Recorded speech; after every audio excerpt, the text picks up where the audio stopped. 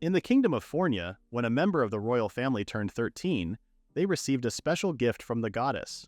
However, one particular prince wasn't so fortunate. He received no gift at all. Before this event in the courtyard of Fornia Castle, this prince could be found engaged in an intense sparring session with his maid.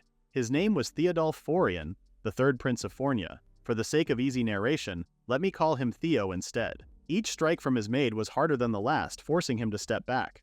The maid he sparred with was Layla Orstein, his personal maid. Eventually, Theo collapsed from exhaustion, prompting Layla to call it a day. After all, he had the gift confirmation ceremony that evening, and it would be better for him to be in decent shape. Theo's face brightened with joy as he began to shower Layla with compliments, praising her for her many remarkable qualities.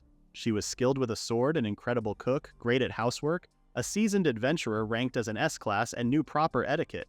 In short, she was the complete package, the dream girl for every man. Perfect waifu this early? Layla thanked Theo for his kind words and offered her hand to help him up. However, before he could take it, a massive wave of water loomed over him. Acting quickly, Layla pulled Theo to safety just before the wave could drench him. The culprit behind this flashy display was none other than Niels Forian, the second prince of Fornia. He had arrived to flaunt his magic and make Theo look incompetent in comparison. With a smirk, Niels reminded his younger brother that every royal received a gift from the goddess upon turning 13. He questioned why Theo was wasting time practicing in the courtyard. Theo, confused by his brother's taunts, didn't immediately grasp the meaning behind Niels' words. To drive his point home, Niels raised his hand dramatically and summoned a massive fireball, demonstrating his magical prowess. With an air of arrogance, he mocked Theo again, questioning the value of sword practice when such powers could be wielded. Niels added that a royal's gift reflected their personality and traits, and he couldn't wait to see what worthless gift Theo would receive. After showing off his abilities, Niels strolled away, expressing his excitement for the ceremony later that day. Theo, visibly annoyed by his brother's mockery, clenched his fists. Layla quickly stepped closer and buried our boy in her holy valleys. She reminded him that if what Niels said was true, then Theo was sure to receive an incredible gift that would surpass everyone's expectations. Her optimistic words reassured Theo, filling him with hope that the ceremony would reveal something extraordinary. When night fell and the family gathered in the royal court, Theo became the target of scorn for not receiving any blessings or gifts. The family members were both angry and confused, questioning if he was truly royalty, as such a situation had never occurred before in their history. Horror and anxiety were evident on Theo's face, but the situation worsened when Niels erupted into uncontrollable laughter. Wiping tears of joy from his eyes, Niels began mocking Theo again. However, the king swiftly silenced Niels and turned his attention to Theo. With a stern tone, he questioned whether Theo was intentionally trying to disappoint him. This man, none other than Gauss Disgard Forian, the current king of Fornia, expressed his belief that a son forsaken by the goddess had no place in the castle. With that, the king made it clear he no longer wanted Theo to remain in the royal residence. The second prince quickly reminded their father to proceed with the plan he had proposed earlier. The old king decided to follow through and made a final ruling, declaring that Theo would be appointed as the Lord of the Land of Death. This announcement shocked everyone at the ceremony and murmurs spread through the crowd. Theo tried to protest against his father's decision, but the king dismissed him. The Land of Death was a desolate region filled with poisonous air, where no crops could grow and terrifying monsters roamed. It was uninhabitable for humans, and Theo couldn't understand why his father would assign him to such a place. Before he could argue further, the king silenced him by calling him a talentless failure.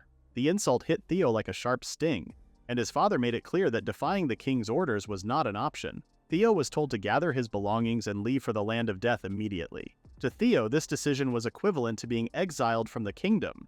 His brother, ever opportunistic, didn't miss the chance to mock him. Laughing in Theo's face, the prince taunted him, boasting about how he would be busy preparing to become the next king, while Theo would struggle to survive in the wasteland. Feeling powerless and defeated, Theo had no choice but to accept his grim fate. The next day, his carriage finally departed. As it rolled down the path, he waved a final goodbye to his family and friends. However, his arrogant father and narcissistic brother were nowhere to be seen. Settling back into the carriage, he noticed someone else was missing, Laya. He regretted not being able to say goodbye to her one last time. Just as the thought crossed his mind, her voice called out, telling him she was right in front of him. At first, he didn't react, lost in his own thoughts. But then he suddenly realized she was sitting directly across from him. Startled, he quickly asked what she was doing there. Layla calmly replied that she would be wherever he was. He reminded her that he was heading to the Land of Death and tried to dissuade her, insisting that she didn't have to risk her life. Layla, however, became slightly annoyed and firmly reminded him of her role as his personal maid. Whether it was hell or the demon realm, she declared she would follow him no matter where he went. Theo asked Layla if she was certain about her decision, and she nodded confidently, showing no hesitation. Eventually, he thanked her for coming along, while the maid expressed her gratitude for the chance to spend some time alone with him. Their playful banter continued as the carriage rolled toward its destination. It was then revealed that reaching the land of death would take a few days, and require switching carriages along the way. Theo admittedly felt nervous about the journey, but having Layla with him provided some comfort. Despite this, one thing still bothered him. He wanted to understand why he hadn't received a gift. He wondered if it was because he didn't truly belong to this world. In his previous life, Theo had been nothing more than a corporate worker trapped in a grueling routine like most of our dear viewers. His days were spent working long hours, often late into the night, and even continuing his tasks at home. Life had become a monotonous cycle where every day felt the same. Sometimes he wished he could just play games again, particularly a civilization-building game he had loved during his student days. However, once he joined the workforce, he could never find the time to enjoy it. Adulting is hard, isn't it? One day, his body finally gave out from exhaustion and he found himself in an unfamiliar place. Before him stood a smiling goddess who warmly welcomed him to the realm of the gods. She introduced herself as Goddess Vesta and gently explained the shocking truth: he had passed away. Unsurprisingly, Theo's first reaction was sheer disbelief as the weight of her words sank in. The goddess expressed her condolences for his passing before getting straight to the point. She asked if he would like to be reincarnated into another world. She told him not to ask why he was being reincarnated, as gods had their own complicated reasons. However, she offered him a tempting deal. If he chose to be reincarnated, she would grant him a special power. The mention of power reminded him of a game he had once played, where he could build anything effortlessly. Since he would be living in an unfamiliar world, he would love to have the power of crafting. He explained that there was a game he was really into during his student days and requested the crafting power, just like in that game. The goddess acknowledged his request and granted him that power immediately. Now, in the present moment, Theo wondered if he hadn't received a gift during the ceremony since he already had that power. After all, he had been reincarnated as a prince and hadn't had the chance to craft anything, so he had completely forgotten about it. Layla woke Theo up as they had arrived. As soon as he opened his eyes, he felt embarrassed and shocked to realize he had been sleeping on her lap. Layla reassured him that there was no need to be shocked, as he was the one who had fallen there. She had wanted to admire his sleeping face a little longer, but she quickly pointed out the coachman, who was getting frustrated. The coachman had a point. He couldn't stand there all day while they took their time flirting in his carriage. They hurriedly exited, and in front of them stretched the barren land of death. Theo hadn't expected anyone to be there, but couldn't help but comment on how lifeless the place seemed. He wondered if they would have to spend the night outside since it would get cold. Layla reassured him not to worry, saying she could keep him warm all night with her body heat if necessary. Theo dismissed the idea, doubting that body heat alone would be enough in such a place. Poor Layla felt a bit dejected hearing this, and Theo realized, a little creeped out, that she had been serious about her suggestion. She turned away, thinking to herself that although she had missed this opportunity to get close to him, there would surely be plenty more chances to claim her prey. Theo's first plan was to secure a house for them. After thinking for a moment, he remembered his crafting ability. A smile spread across his face as he realized it was finally time to use his power. He quickly asked Layla if she could chop down the nearby trees. She grabbed her sword and dashed off, cutting through the trees effortlessly, leaving only fallen trunks behind. Theo was amazed by her strength, but then again, it was expected from a former adventurer. Layla then asked what he planned to do with the logs, and Theo replied that he intended to build a house. They gathered all the logs together, and once they were done, Theo approached the pile to use his ability. He wasn't sure how to use his power since he hadn't had a chance to practice lately, and he had never crafted anything as large as a house before. He focused on understanding the control and structural integrity needed. As he began to imagine the house in his mind, the wood started moving on its own. In the blink of an eye, an entire house was formed. Layla was completely stunned by this display of power and asked him about it. Theo shared how he was not able to receive a gift during the ceremony since he already had one right from the start. Layla couldn't have been prouder of her master, so she quickly hugged him so tightly that his head got stuck between her bazungas. As he choked, he mumbled, and she apologized, saying she couldn't contain herself. They decided to head inside, and as soon as they entered, they were amazed by how perfectly everything was arranged in the house. The fact that it was all made from wood and stone left her in awe. However, when Theo entered the bedroom, he realized he had a bed frame but no mattress, which made him realize that he couldn't create anything without materials. Layla quickly offered to give him her clothes as a substitute. Theo then used his auto-craft ability, and in no time a cozy bed was ready for them. But with one problem solved, another arose. Layla was practically naked, her nightgown barely covering her curves. She quickly ran toward Theo while he tried his best to keep a safe distance. Layla, however, believed she needed to stay close enough to protect him, even pinning him against the wall. Eventually, Theo gave in, and as the night went on, he ended up sharing the bed with her, but he quickly got up again, feeling too uncomfortable with how close she was. Despite his efforts, he found himself back in bed with no choice but to stay with the tempting Layla. Thus, their first day in the land of death came to an end. Theo reflected on how he managed to survive, thanks to Layla and his gift. As long as she was with him, he felt safe. In the middle of the night, their entire home suddenly began to shake. Theo stepped outside to see what was happening and spotted a minotaur charging toward him, its club raised, ready to crush him. Just as the club was about to land, Layla saved him at the last second and the blow struck the ground instead. She drew her sword, preparing to deal with the monster. Furious that this creature had ruined her perfect honeymoon with Prince Theo, she was determined to fight back. Theo felt some concern for Layla, but then he remembered just how strong she was. He had seen her defeat monsters like this before, so he knew she could handle it. However, his main concern wasn't Layla, it was his own uselessness. He hated the idea of always hiding behind her whenever they faced a threat. Determined to take action, Theo stepped forward and told her to stand back. He decided to reuse the materials from their house. Once he activated his autocraft ability, the house disassembled into raw wood. As the Minotaur charged, Theo began to imagine a weapon. The creature stared at him, confused. In an instant, Theo crafted a massive wooden drop axe.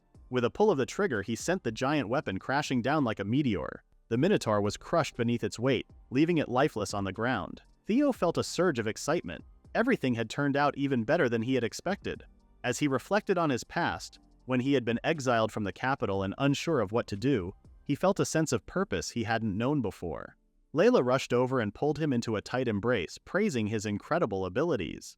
At that moment, Theo realized that he had finally found his purpose. He was genuinely excited. In the barren land, with his gift to craft anything as long as he had the materials, he felt like he was in the game he had loved during his student days. He turned to Layla and told her that he had finally found something he wanted to do. Curious, she asked what he meant. With confidence, Theo cleared up her doubts and declared that he would rebuild the barren land with his powers and reclaim the Land of Death. This place was the northern frontier of the Fornia Kingdom, also known as the Land of Death. It was Theo's first morning there, all thanks to the home they had built the previous day. With a new day on the horizon, Theo needed to figure out what to do next. He went to the kitchen and saw that Layla had already prepared breakfast. The food looked lavish, especially considering they were in the middle of a barren land. When Theo took his first bite, his taste buds practically danced with happiness. Layla, however, apologized, saying it wasn't exactly fancy since she had only used the supplies they brought from the castle. She promised that if he didn't have enough, she would gladly give him her portion. Speaking of supplies, Theo realized that the rations they brought wouldn't last forever. His first goal was to do something about it. When Layla suggested starting a farm, Theo agreed, thinking that if they could establish a steady food supply, they might even attract people to settle in this barren land. After finishing breakfast, they headed outside to start building. However, Theo's excitement quickly faded when he saw why this place was called the Land of Death. The soil was completely unsuitable for growing crops. Layla then explained that there was a rumor this land had once suffered a disaster that contaminated the soil with noxious air. The kingdom had tried to reclaim it several times, but clearly it hadn't worked. Still, Theo wasn't one to give up. He quickly used his autocraft ability, and with just a stone and a stick, he crafted a stone hoe to dig into the soil and soften it. Together, they worked to create a proper field. After they finished softening the soil, they fertilized it, and with that, their work for the day was done. All they could do now was hope it would be enough to grow some crops later. Exhausted, Theo laid his head down on the dining table. He had no idea farming could be this hard. He then thought about taking a dump, but Layla quickly reminded him that it wouldn't be easy since the water was contaminated with noxious air. They needed to be frugal with the limited water they had brought. By now, not only did he have to deal with food supplies and fend off monsters, but securing a water source had become another problem to solve. He thought to himself that this place wasn't called the Land of Death for nothing. As night descended, Theo shared his bed with Layla. As usual, he quickly got up when he felt her too close to him. But when he looked at her, he realized she was sleeping soundly, even though only a few seconds had passed since they got into bed. He figured this couldn't be helped, especially since she had woken up earlier than him, cooked for him, and worked much harder on the farm than he had. Now that he thought about it, he realized he was pretty useless compared to Layla, and he knew he needed to step up his game. So he decided to go to sleep, determined to work twice as hard as Layla the next day. As he drifted off to sleep, he suddenly found himself teleported to the place he had gone after his first death. The shock hit him deeply and he wondered if he had died again. However, Goddess Vesta quickly reassured him that he was still perfectly fine. She explained that she had simply summoned his consciousness back to this place. She bowed her head and sincerely apologized for the mess she had caused, which had led to him being abandoned in the barren lands. She went on to explain that she hadn't been able to give him a gift when he turned 13, which was why he had been exiled. To clear up his confusion, she mentioned that since he already had autocraft, she couldn't bestow another skill upon him.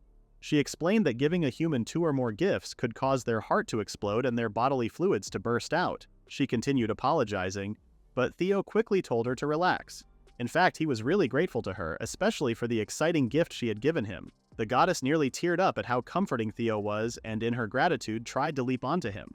However, Theo wasn't too thrilled about being smothered by her large holy melons, so he quickly took a defensive stance. Just then, the goddess stopped in her tracks, remembering something. She pulled out a metal bar and explained that it was a god metal imbued with the power of the gods. She added that they weren't allowed to bring it into the mortal realm, but she was willing to let him have it. Theo, curious, asked if she was really sure he could have something so valuable. The goddess quickly hushed him, telling him to keep his voice down because he was her favorite. This special gift was just for him. She decided to give him a bonus, kissing him on the cheek, which left Theo completely embarrassed. Before she left, she told him that the thing she had given him was a little blessing, so he better make good use of it. She wished him the best of luck and assured him she would always be rooting for him. As expected from Miss Groomer number 1, Theo woke up in his bed, wondering if everything that had happened was just a dream. However, the sensation of the kiss felt too real to be anything but genuine. Suddenly, he noticed something moving under his blanket. When he pulled the sheets off his legs, he found Groomer number 2, who might be trying to pluck the wood. He quickly asked what she was doing. She explained that she had felt something hard and wanted to see what it was.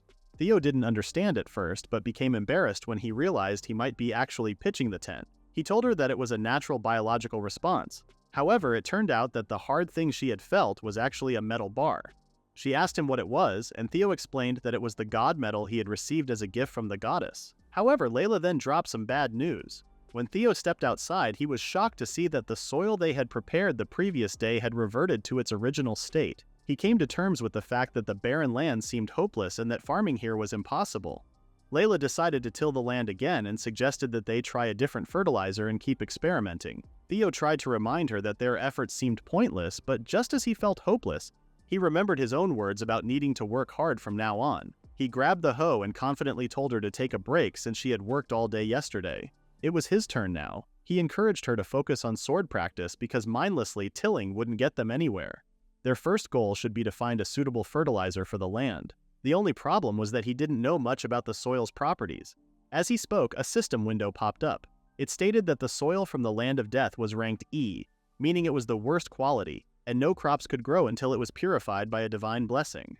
While Theo stared at the status window, Layla watched him closely, making him think she couldn't see it. He wasn't sure why this information about the soil had appeared before him, but he soon remembered the kiss from the goddess and realized that it must have been the divine blessing she had given him. Now that he knew he couldn't grow crops without purifying the soil with a divine blessing, he got back to work. Though he wasn't entirely sure how to purify the land, he pulled out the god metal bar, which was ranked as divine. It was a special metal created by the gods, and any tools made with it would carry a divine blessing. Theo quickly figured out a solution. He grabbed his hoe, removed the stick, and combined it with the god metal to create a divine hoe. Why does this sound wrong? As soon as he used the hoe on the soil, a blinding light appeared. When he looked around, there seemed to be no change.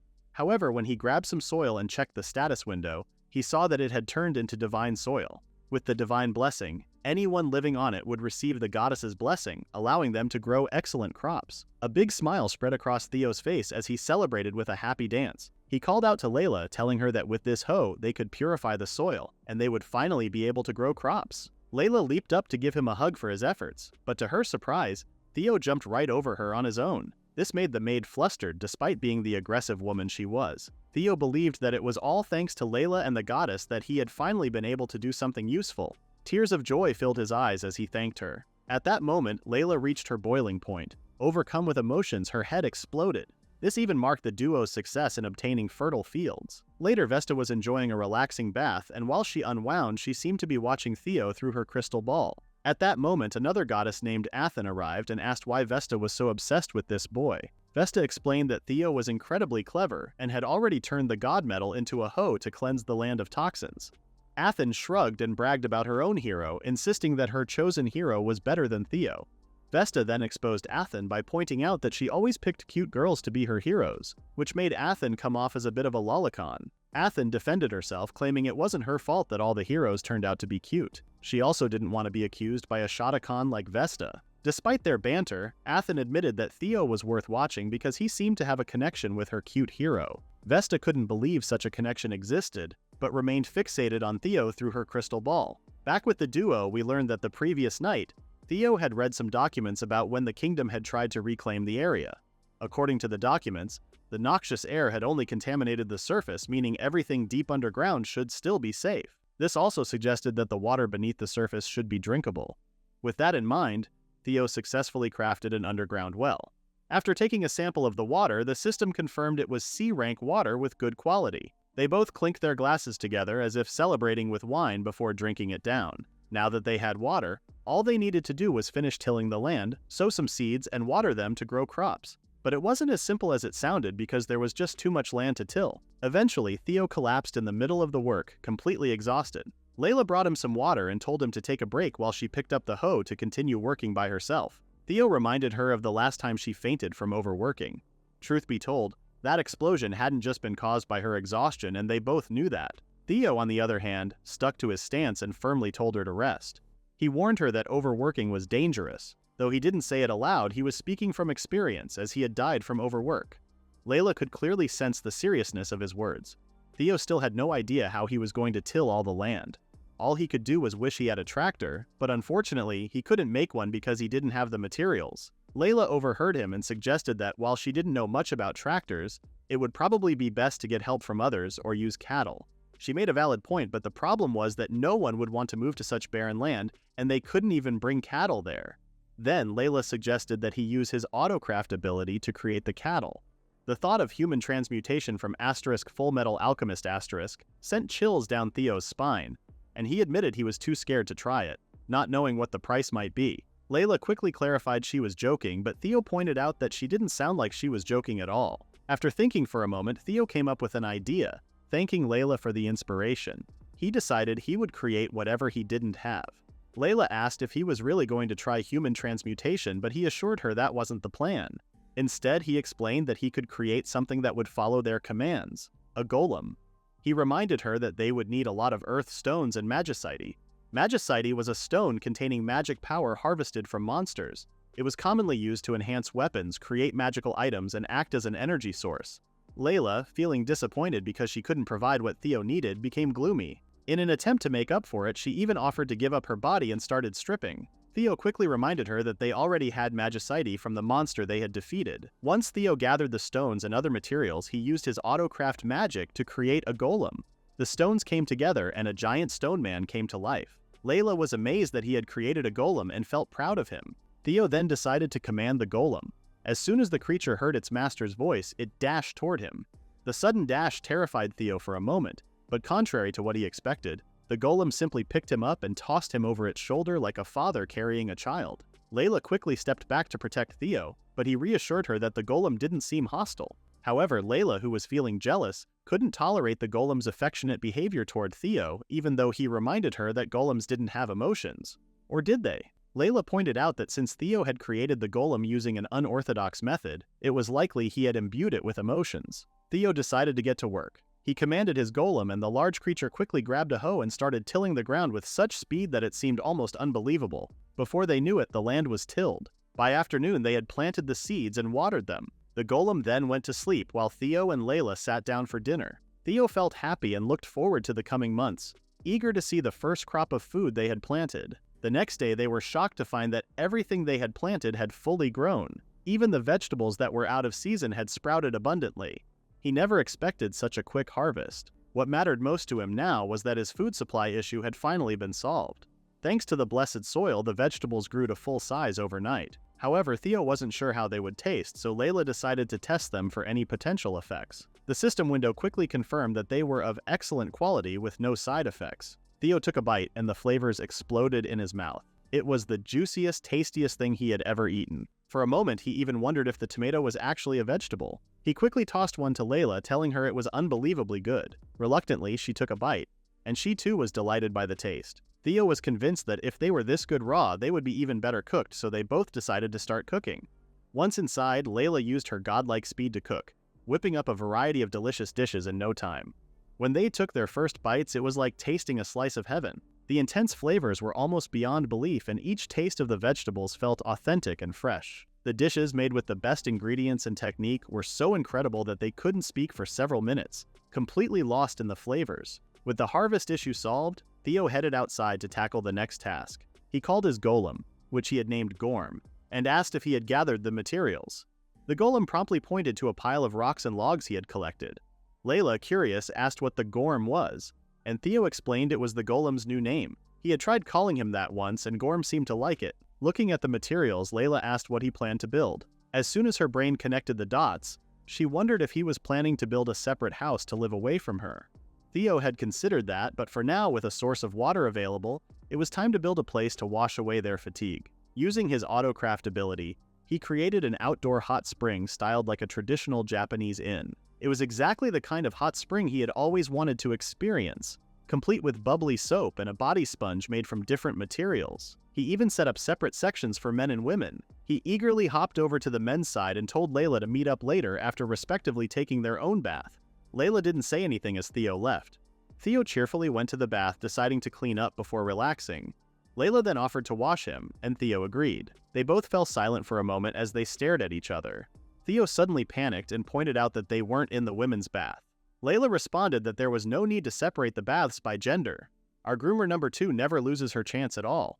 She reminded him of their relationship, with her being his maid, and insisted that as his servant she had to fulfill her duties completely. She claimed that Theo couldn't clean himself properly and leaned closer to him, causing Theo to become flustered. Theo ordered her to leave him alone, but Layla was determined to ignore his request, stating that she wouldn't follow the order even if he was her master. Theo questioned their master-servant relationship, and Layla asked if there was anything wrong with a master and servant having reasonable physical contact. Theo shouted that her actions were completely unreasonable. In the end, Theo was defeated as Layla washed him thoroughly. They both relaxed in the hot spring as the night continued quietly. Layla pointed out how beautiful the stars were, which made Theo smile. He realized that he would never have been able to enjoy such a view in his past life or in the capital. He felt thankful for being sent to these barren lands, where he could experience such luxury. However, they weren't completely alone.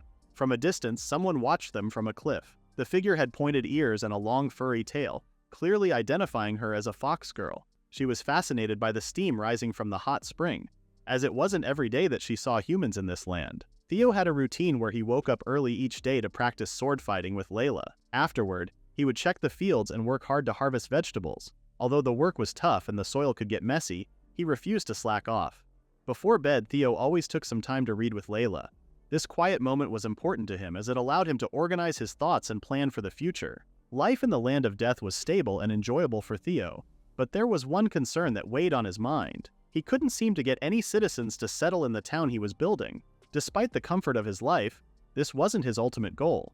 Even though he counted Gorm as a citizen, he still only had 2 people living in the town, meaning it wouldn't qualify as a village. Normally, anyone living within his domain would automatically become his citizen, but this was the land of death, so he figured people might just wander in by chance. That was the hope he clung to.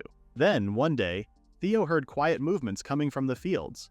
For a brief moment, he felt excited, thinking someone might have wandered onto his land. But that excitement quickly turned to horror when he saw a giant beast standing before him. However, something strange caught his attention.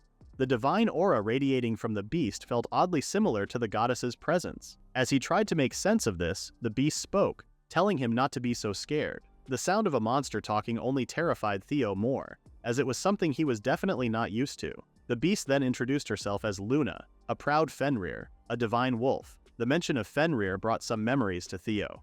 He recalled stories about a giant wolf shrouded in the power of the gods, and that very few had witnessed such a legendary creature. Theo wasn't sure how he was supposed to fight something like that, especially with how intimidating it looked.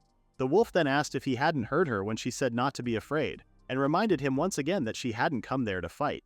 At that moment, the wolf began to transform, shifting into a beautiful lady. Her sudden transformation shocked Theo for a moment.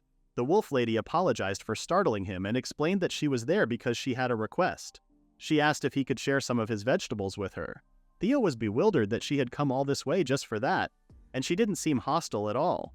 He decided to share some. mentioning that they had a big harvest and she was more than welcome to help herself. He handed her a tomato, and when she took a bite, she felt as if she had transcended to the state of the gods. The flavor dissolved in her mouth, leaving her in complete ecstasy. She admitted that she hadn't eaten anything so delectable in 1,000 years. She explained that 1,000 years ago, the land wasn't poisoned by noxious air. Back then, it teemed with excellent crops, though they weren't as incredible as what Theo grew now. However, a devastating war had ravaged the area, turning it into a wasteland filled with poisonous air. The mention of a great war surprised Theo. He had always believed that noxious air was the result of a natural disaster. He turned to her, curious, and asked if she had been living in the land of death for 1,000 years. She nodded in agreement. Theo then asked if it wouldn't be better for her to move somewhere else. Luna calmly explained that the place was her home and it was precious to her. She simply couldn't abandon it, no matter how much it had become a wasteland. She was also happy that Theo had brought beauty back to the land. She then asked for his name, and Theo introduced himself as Theophorian. Luna was deeply grateful for his kindness and the food he offered her. She wanted to repay him, but even though Theo insisted he didn't need anything in return, Luna refused to let his favor go unreturned. For her, not returning a favor was unthinkable. In the end, she leaned in and gave him a gentle kiss on the forehead, explaining that it was a Fenrir favor, a token of her gratitude. And for now, it was all she could offer. After giving him a comforting pat, she mentioned how she hadn't felt this happy in a long time. With that, Luna began to walk away. Theo, however, remembered how she had been living in the land of death for 1,000 years, and an idea formed in his mind. He called out to her, asking if she would consider becoming a citizen of his domain. Luna turned back with an astonished look, but soon a playful expression crossed her face as she teased him, wondering if he was trying to tame a Fenrir lady. Theo quickly denied such thoughts. Luna chuckled softly, patted him on the head, and assured him it was just a joke. She then told Theo she needed some time to think about his request. She had her own circumstances, and his proposal was a bit unexpected. She wanted to take her time before making a decision. With another sweet smile, she promised that the next time they met, she would have an even better gift for him, and he should look forward to it. Theo was left blushing from the exchange while Luna turned back into her wolf form. She gave him a final farewell before disappearing into the distance. Theo decided to keep his interaction with Luna a secret from Laia. He figured Laia might overreact if she found out a woman had spoken to him, and he wasn't sure how she would take it. The next day, everything seemed normal for Theo, or so he thought. Unbeknownst to him, it was the day his peaceful life would be turned upside down. Out of nowhere, a woman appeared in the scene, looking utterly exhausted and desperate as she begged for help. She was so drained that she collapsed on the ground. Theo quickly instructed Layla to fetch the first aid kit. After some time, the woman regained consciousness and found herself lying on a bed in Theo's room. Disoriented and unsure of her surroundings, she asked where she was. Theo, relieved to see her awake, and asked about her condition. The woman assured him she was fine, though still somewhat confused. She then asked who they were, prompting Theo to introduce himself and Layla. He explained that she had collapsed in front of his house. The woman, overwhelmed with gratitude, introduced herself as Aisha and expressed how glad she was to meet them. Curious, Theo asked what had brought her there. As Aisha tried to recall the reason, she became overwhelmed with terror, her fear escalating until her head throbbed intensely. Theo quickly urged her to rest and ordered Layla to bring some healing herbs they had obtained from the castle. The herbs were known for their potent healing properties and could be blended into medicine for treating injuries. However, crafting effective remedies for them requires advanced skill. Luckily, Theo had the ability to create powerful healing medicine with ease, thanks to his auto-crafting ability. Aisha was shocked when a potion bottle materialized almost miraculously in Theo's hands. As soon as she drank it, her body began to heal instantly. Her wounds closed as if they had never existed, and the pain she had been enduring disappeared entirely. Aisha was in awe of the potion's effect and asked Theo if he was a wizard or an alchemist. Theo confidently replied that it wouldn't be far off to call him either. Aisha then inquired if this place was near Fornos, the fortress city built to protect against the monsters of the Land of Death. Theo explained that Fornos was dozens of miles away from the border of the Land of Death, which left Aisha shocked. She hadn't realized she had wandered so deep into this forsaken territory. Theo confirmed her fears with a simple nod. Realizing her mistake, Aisha felt devastated. She had gone in the wrong direction and now she wasn't sure what to do. Panic overtook her as she lamented her situation, knowing that if she didn't act quickly, the people depending on her might not survive. Aisha explained that she was a resident of Moa village located in the Vitoa territory. A few days ago, a group of goblins attacked the village. The villagers had no way to defend themselves, making them easy targets. The goblins immediately began demanding food. However, they didn't stop there. They continued to ask for more and more. When the villagers protested, explaining that they would starve if they gave them any more, the goblins made an even worse demand. They wanted all the women. Goblins could breed with human women, and the consequences of giving in to their demands were clear. Naturally, the villagers refused. In response, the goblins threatened to kill everyone one by one if they didn't comply. Aisha fled the village, hoping to find help and save her people. When Theo asked why she was heading to Fornos instead of directly appealing to the Lord of Vitoa, Aisha explained that she had already tried. The Lord had outright refused, saying he had no time to help a backwater village. Theo recalled hearing about the Lord of Vitoa, who had a reputation as a tyrant. He was known for imposing heavy taxes on his people without caring for their suffering. Even during a famine, when his land was in dire need, he did nothing to help his people. Aisha decided to leave, knowing her people were waiting for help. She thanked Theo for looking after her, but just as she turned to go, Theo called out to her and motioned for her to wait. He led her to a warehouse filled with construction materials and other supplies. He felt a sense of pride, knowing he had stocked up in case he needed them. Layla acknowledged this but was unsure of his plan for all of it. Theo told her to watch and prepared to use a recently discovered sub-ability of his, Autocraft. This ability allowed him to recreate a feature commonly seen in video games, the inventory system. With a wave of his hand, all of the supplies and materials were sucked into an invisible space, leaving the warehouse hall completely empty. Aisha, amazed by what she saw, asked where everything had gone. Theo tried to explain that it was similar to magic, and he had stored everything in a dimension of his own creation. He then asked her to lead the way to the village, despite knowing the journey would take a long time. Theo was determined to help the villagers.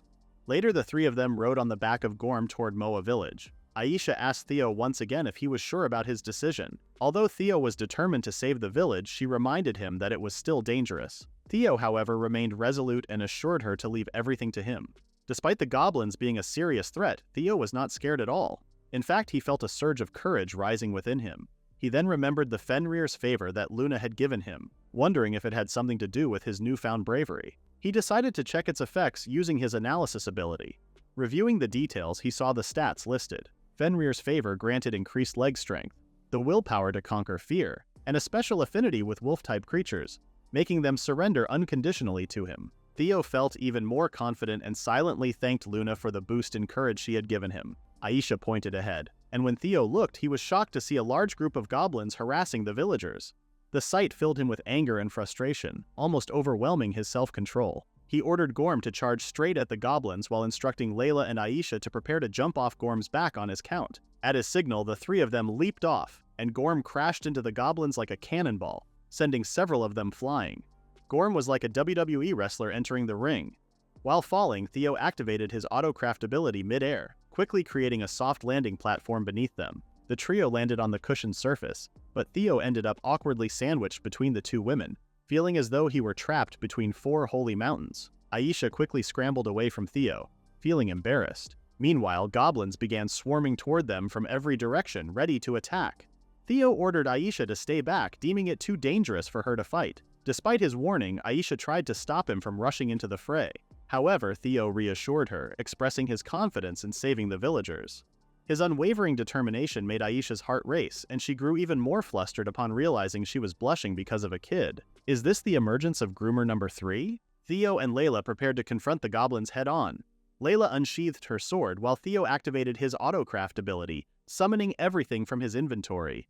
In an instant, thousands of swords materialized around him, creating a scene that seemed straight out of the legends of Gilgamesh. Layla slashed through the goblins with precision, and together they managed to eliminate the horde.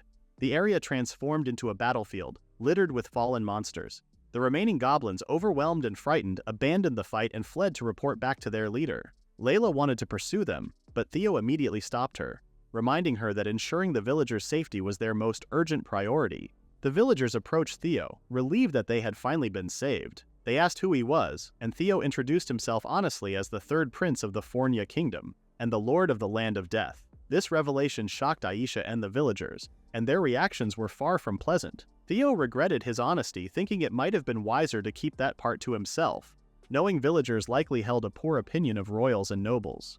Contrary to his expectations, the villagers were amazed to learn he was a prince. They began showering him with gratitude for rescuing them, but Theo quickly reminded them it wasn't necessary. He urged them to stay cautious, explaining that he overheard the goblins mentioning reporting back to their leader, which meant their den was likely hidden somewhere in the forest. Meanwhile, the scene shifted to the goblins' den, where the surviving goblins returned to report their failure. They told their chief that the village was too dangerous to attack. The Goblin King, however, grew furious upon hearing this. With a single swing of his weapon, he struck down the goblin, calling him a disgrace to their kind for running away. He then commanded the remaining goblins to join him, declaring they would show the humans their rightful place. Meanwhile, back in the village chief Galad Moal wanted to express his deep gratitude to Theo for saving them. Theo tried to downplay the situation, saying there was no need for thanks since he had simply done what was right.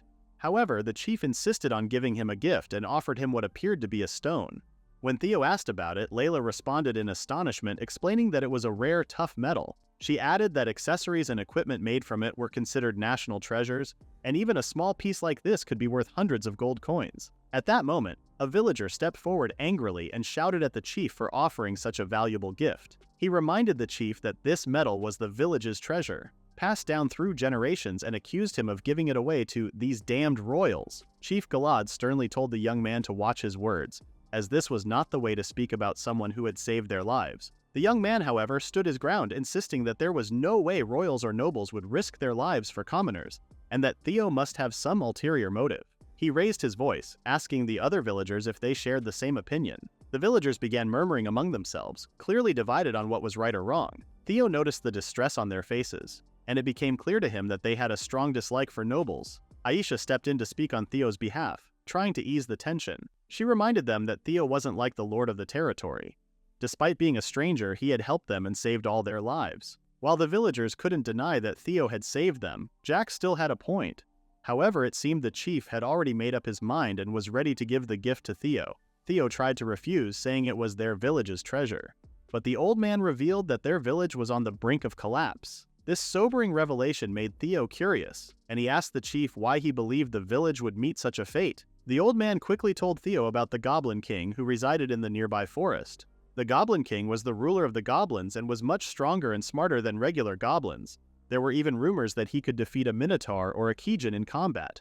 The chief was certain that the goblins who had run away earlier would likely return with the Goblin King, so he advised all the young villagers to escape as quickly as possible, while the elderly, who could barely stand, should stay behind. Jack, however, refused to comply with this command and made it clear that they would escape together. The old man tried to reason with him, saying that the elderly would only slow the younger ones down, but Jack insisted that he wouldn't leave without everyone and made it clear that he would just defeat the goblins himself. Theo volunteered to help and promised not to leave anyone behind. Aisha and the village chief asked him what his plan was. Theo explained that the goblins were keeping watch around the village to prevent anyone from escaping. There was no way they could flee, so instead of running, they would face the goblins in battle. This meant they needed to fortify the village. Later, Jack sat alone, visibly annoyed. He wasn't ready to trust the royal boy and was convinced there must be an ulterior motive behind his actions.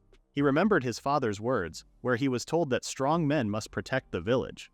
Jack believed that once he grew up, he would protect the village just like his father did. For that, he didn't need a royal brat. At that moment, the same royal brat Jack had been badmouthing built an entire watchtower in the blink of an eye, leaving Jack completely stunned. Theo then demanded more crafting materials, saying what he had was not enough.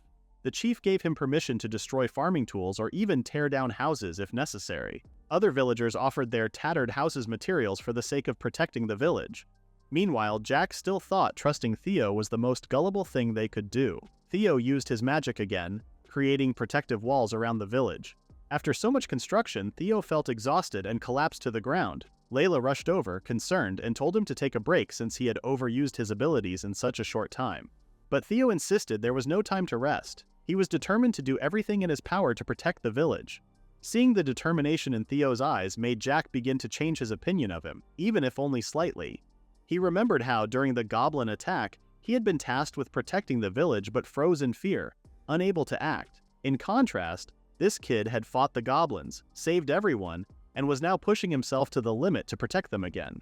Feeling a shift in his thoughts, Jack walked confidently over to Theo and asked what he needed to do to help protect the village. Theo immediately started crafting a weapon and created a spear, handing it to Jack. He mentioned that Jack was said to be the most skilled fighter in the village, and if the defenses failed, everyone would rely on him. Jack grabbed the spear but firmly stated that he still didn't trust Theo. He made it clear that his actions were solely for the sake of the village's safety. Despite Jack's hostility, Theo thanked him, only for Jack to reiterate not to misunderstand his intentions. Suddenly, Theo noticed Aisha watching them. When he asked if something was wrong, she jumped, clearly startled.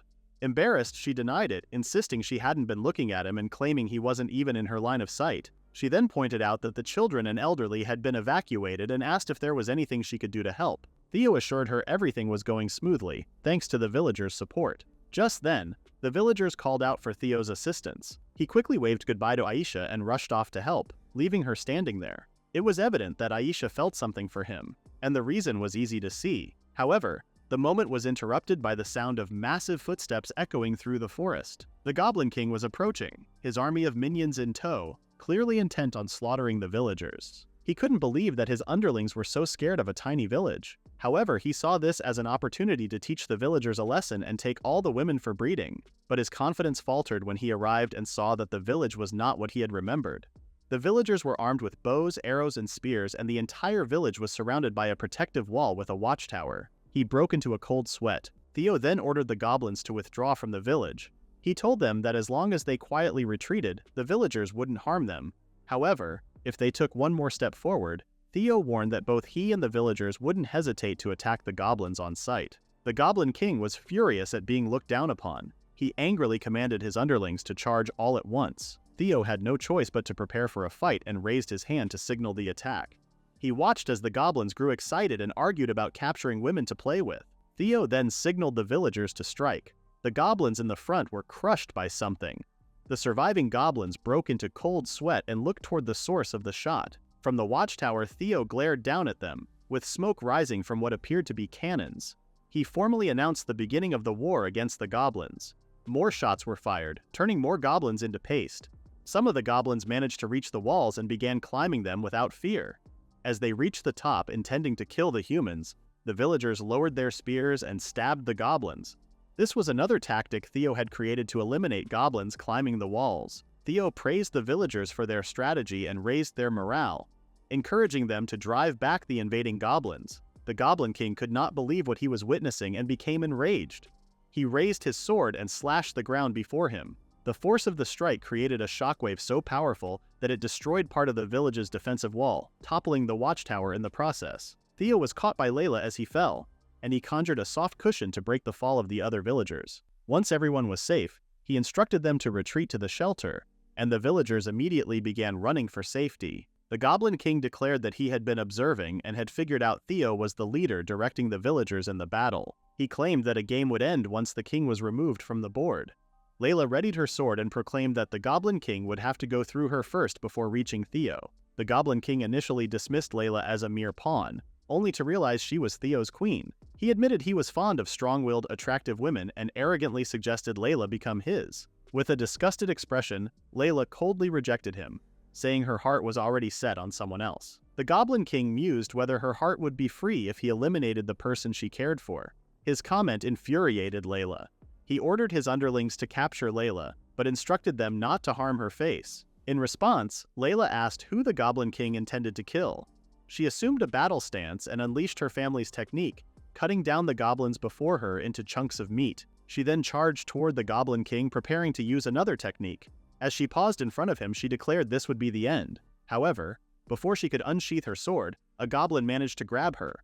More goblins piled onto her, pinning her down. The Goblin King ordered them to hold her in place for capture and then turned his attention toward Theo. Layla easily emerged from the mountain of goblins, cutting them down effortlessly with her sword techniques. She reminded the Goblin King to face her first, but the monster ignored her challenge. More goblins swarmed in, blocking her path. Observing their strategy, Layla realized the goblins relied heavily on their sheer numbers for strength. She also recognized her mistake in recklessly charging toward the Goblin King. It became clear that he had deliberately provoked her to separate her from Theo. Although she had heard of the Goblin King's intelligence, she hadn't expected him to be this cunning. Layla called out to Theo, urging him to retreat. She assured him that Gorm could protect him from the Goblin King's attacks. She even offered to distract the monster herself, but Theo refused her suggestion. He argued that retreating would endanger the villagers. Instead, he used his gift to create a sword and decided to confront the Goblin King on his own. The Goblin King mocked him, calling his determination laughable. Theo challenged the Goblin King to see whether it truly was a joke and pulled a massive stone block from his inventory. However, the Goblin King casually punched the block aside without even flinching. Undeterred, Theo turned to nearby materials from the broken watchtower. Using his autocraft skill, he quickly constructed a massive ballista. He fired a bolt, but the Goblin King effortlessly caught it with his bare hands, The monster taunted them, asking if their games were finally over as he couldn't stand wasting time with children. Lifting his sword, the Goblin King ordered Theo to hurry up and die. Theo recognized the Goblin King's attack pattern, an arcing slash capable of creating destructive shockwaves. As the massive blade came crashing down, the same powerful shockwave tore through the ground, leaving the Goblin King disappointed by what he thought was an anticlimactic finish. However, he suddenly sensed something behind him and turned, confused. He was certain he had struck Theo and even felt the impact of the blow. Yet, Theo was now above him, looming with a sword in hand, ready to strike. Theo was in midair preparing to slash the Goblin King from above. Not long before, he had taken a risky gamble. He used autocraft on the ground beneath him and raised a platform made of 5 earth blocks. Thanks to this, he managed to avoid the Goblin King's attack. The Goblin King had aimed for the earth blocks, not Theo himself. Jumping over the Goblin King was his only chance to fight back while the boss monster was completely distracted.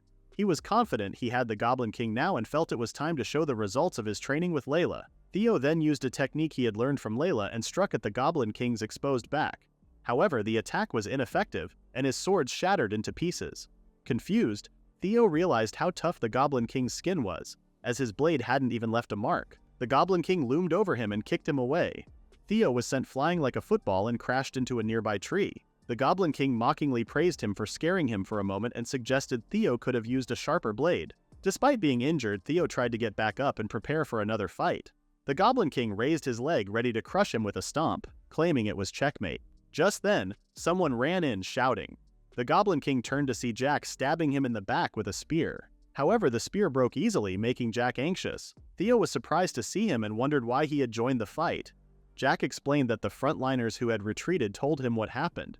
They shared how Layla was overpowering the goblins, but Theo was fighting the Goblin King alone. Theo protested, saying Jack couldn't have come to help. Jack told him to shut up and reminded Theo that he would have almost died if Jack hadn't arrived. Angered, the Goblin King called Jack a lowly pawn and raised his sword to eliminate him. Theo got back up to stop the Goblin King from killing Jack. The Goblin King turned to Theo and commented that humans were soft-hearted. Theo was shocked to realize that the Goblin King's true target had always been him. He was now too late to dodge, and there was no way his trick would work again. Suddenly, a familiar figure patted Theo's back. It was Luna, the Fenrir lady. She had said she would lend a hand. Her skill, Fenrir's favor, activated, boosting Theo's leg strength. A sudden surge of power spread through his legs. Theo ducked and charged forward, avoiding the Goblin King's sword slash. The Goblin King was caught off guard by Theo's sudden speed, but he wasn't concerned since Theo only had a blunt sword. Theo then asked how it looked this time. He remembered how Chief Galad had given him their village's treasure, describing it as a rare, tough metal. Theo used his autocraft skill to turn the orichalcum into a sword. Jack was surprised by the sight. He recalled how the chief had told him when he was young that the precious metal was not only their village's treasure, but also their guardian deity, which would protect them in times of need. Chief Galad was right. As a sword, their precious treasure helped them defeat the Goblin King. With Theo wielding it and Layla's family technique passed down to him, the Goblin King was injured for the first time, which shocked Jack. The monster fell to the ground with a loud thud. Theo was exhausted, and realizing he had defeated the Goblin King, his body gave out. As he collapsed, Jack caught him and told him he did well. Theo was happy to hear that and said Jack had done the same. The fight ended with the two boys sharing a fist bump. Layla finally returned, and the three of them went to the shelter. Theo then told everyone they could come out now. Aisha asked if that meant something. Theo confirmed they had won, and Aisha immediately dove into him, burying her face in his chest. Layla tried to stop her but held back when she saw Aisha crying uncontrollably. Aisha thanked Theo from the bottom of her heart. Theo looked pleased while Layla stepped back, feeling a bit jealous this time. Theo tried to calm Aisha, telling her that everything was over now. At night, the villagers celebrated their victory and Theo's help by raising their mugs in a toast. Theo felt happy seeing everyone safe. However, he didn't expect to end up stuck between Aisha's chest. He wondered how things had turned out like this. Layla gave Aisha a sharp look and asked if they could switch places. Aisha, flustered, told Layla to stop scaring her. But Layla quickly pulled Theo away and offered him food she had cooked. Not wanting to lose, Aisha brought her own cooking to compete. Both women understood the unspoken battle between them. The village chief laughed at the lively scene, calling it youthful energy. Theo asked him to help, but the old man said he wouldn't ruin the fun for the young people. Then the chief looked around and commented on how happy everyone was thanks to Theo. He even joked, saying he wished Theo were their lord so every day could be like this. Hearing this, Theo realized something and excused himself from Aisha and Layla. Using autocraft, he made a step stool and climbed onto it. He called for everyone's attention and got straight to the point. He asked them to become his citizens in the land of death, which he ruled. The villagers froze for a moment, knowing what the land of death was. Sensing their worries, Theo reminded them about his special power. He explained that he had been reclaiming the land of death with it, but he couldn't handle everything alone. He asked them to join him and lend their help. Jack quickly raised his hand in agreement and told the others to stay behind if they didn't trust Theo. Some of them complained, saying Jack was acting arrogant, especially since he had doubted Theo at the start. Aisha announced that she would also join Theo. The village chief decided to go as well and urged everyone to be honest about their choice. Despite their fears of the land of death, more villagers started raising their hands. Cheers erupted for Theo, who felt happy to see their support. They now had an extra reason to celebrate. Theo had become their new lord. That night, everyone celebrated and drank until late. The next morning, Theo and the villagers began their journey. Theo stored whatever could fit in the wagons into his inventory, along with the elder, and had Gorm pull the wagon. After walking for half a day, they reached Theo's domain. The land was barren, with only one house standing in the middle of an empty field. The group felt awkward for a moment until Theo decided to take action. He brought out the villagers' houses from his inventory and used autocraft to set them up. He had planned this earlier with Layla for when they would finally settle down. He built the houses for now, planning to rebuild them later if needed. In no time, a village was created. Aisha was impressed, and Layla noted how it matched Theo's plans perfectly. Suddenly, Theo collapsed to the ground, unconscious. Theo woke up and found himself back in his house. He remembered fainting after creating several houses in an instant and realized he needed to improve his stamina. A moment later, Aisha entered his room wearing a maid outfit and asked if he was feeling better. Theo became flustered seeing her dressed like that. Layla then explained that she was training Aisha as a maid because she believed Aisha had potential for the role. Aisha happily said she was excited to work with Theo, but Layla gave her a light smack and scolded her for not addressing Theo properly as master. In truth, Layla was jealous of how casually Aisha spoke to him. Theo told Aisha to keep speaking to him the way she normally did, as he would feel awkward if she changed her behavior. Theo got out of bed and asked about the villagers, worrying they might be unhappy with their new living conditions. Layla directed him to look out the window. When he did, Theo saw how lively everyone was. Aisha added that the villagers were excited about their new lives. Hearing this, Theo felt relieved and happy. If his people were enjoying their new home, he would feel content as well. He then began wondering what he should focus on next after gaining citizens. Meanwhile, in the Kingdom of Fornia, at the royal capital, King Gauss Discard Forian spoke about a hero named Alice Scarlet, who had achieved another great accomplishment. However, Alice simply shrugged it off, saying it was just what a hero was supposed to do. Seeing how dependable she was, the king commented that the goddess would be pleased. Alice let out a sarcastic laugh and thanked him for the compliment. Her two companions, however, looked uneasy. The knight Sana warned Alice to be more careful with her words, while the mage Martina nervously begged her to behave in front of the king. The king then asked if Alice wanted to have a celebration, even offering to invite his son. At the thought of Theo, Alice hesitated and asked if he would come too. The king remembered their long-standing friendship and thanked Alice for putting up with his son. However, he told her not to worry about seeing Theo anymore. Confused, Alice asked what he meant. The king explained that since Theo had no special talent, the goddess had abandoned him and he could never receive a gift. Alice's eyes widened in shock when she heard that Theo had been exiled to the land of death. The king added that Theo was unlikely to return, assuming he had either run away or perished. Alice gripped her sword tightly, furious at the king's words. She swore she would kill him, but before she could act, Sana quickly intervened, covering Alice's mouth. She nervously told the king that Alice was just tired and that it would be best to end the conversation. As Alice struggled to speak, Sana firmly declared that they would refuse the party. Without waiting for a response, she grabbed Alice and hurriedly left, making a quick excuse to escape. Outside, Alice asked Sana why she had stopped her. Sana called her foolish and said their heads would roll if she killed the king.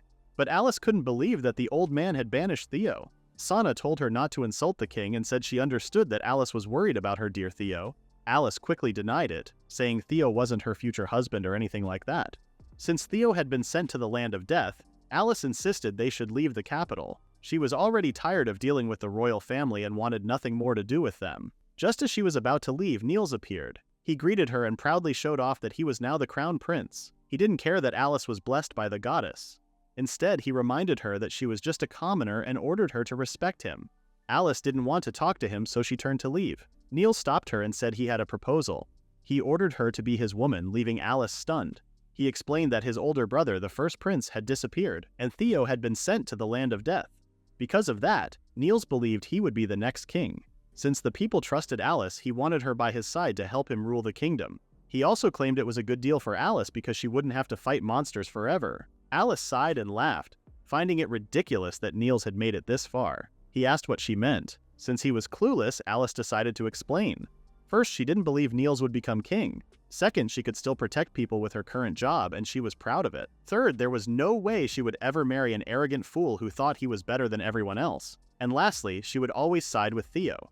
Damn girl. Flipping the middle finger during the count, Alice knew that Niels had played a part in Theo's banishment. Because of that, she saw him as an enemy, just like the king. Suddenly, Niels threw a tantrum, complaining that everyone kept talking about Theo. He unleashed his magic and demanded to know why a useless brat like Theo was so special. Martina was shocked by the huge amount of magic power coming from the selfish prince. Alice asked if this was his special ability. Niels proudly claimed it was the first time he was revealing his great sage gift. He bragged that he had an endless amount of magic and could control all elements, calling it the greatest gift ever. Alice couldn't believe he was letting that power go to his head. Niels then ordered her to stay quiet and submit to his strength. To prove his power, he launched a dangerous fire spell called Gigafire. Surprisingly, Alice cut down the massive fireball with a single slash. Niels stood frozen in shock. Alice figured he was so full of himself that he hadn't done any proper training. Before he could react, she raised her hand and slapped him so hard that he went rolling across the floor.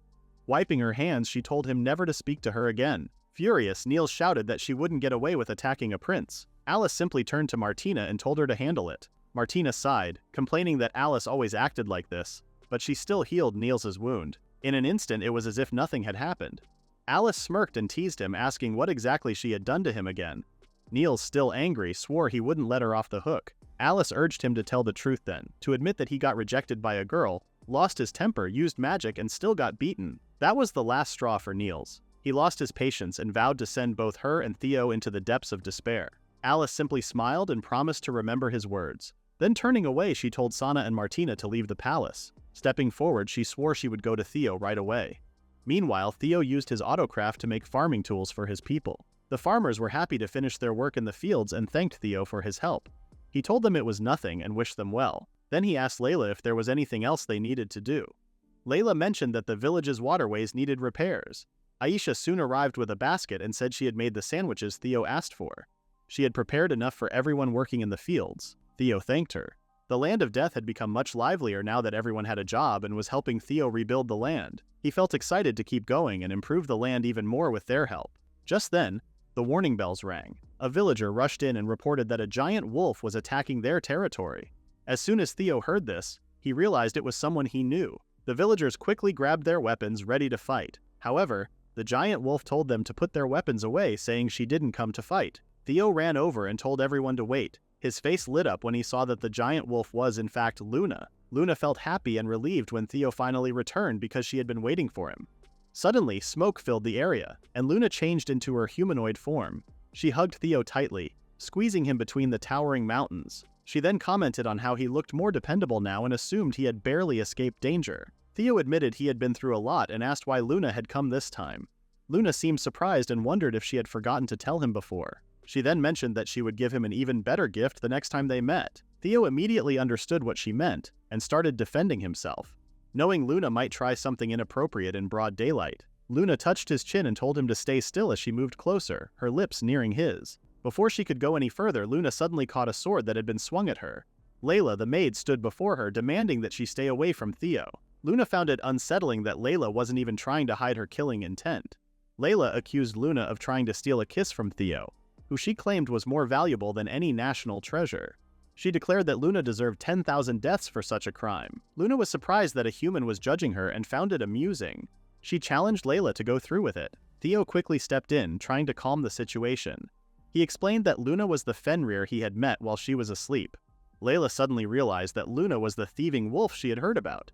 Seeing the rising tension, Theo urged Luna to say something to defuse the situation. Luna stopped teasing Layla and said she had a reason for kissing Theo. She explained that it was to continue giving him her favor.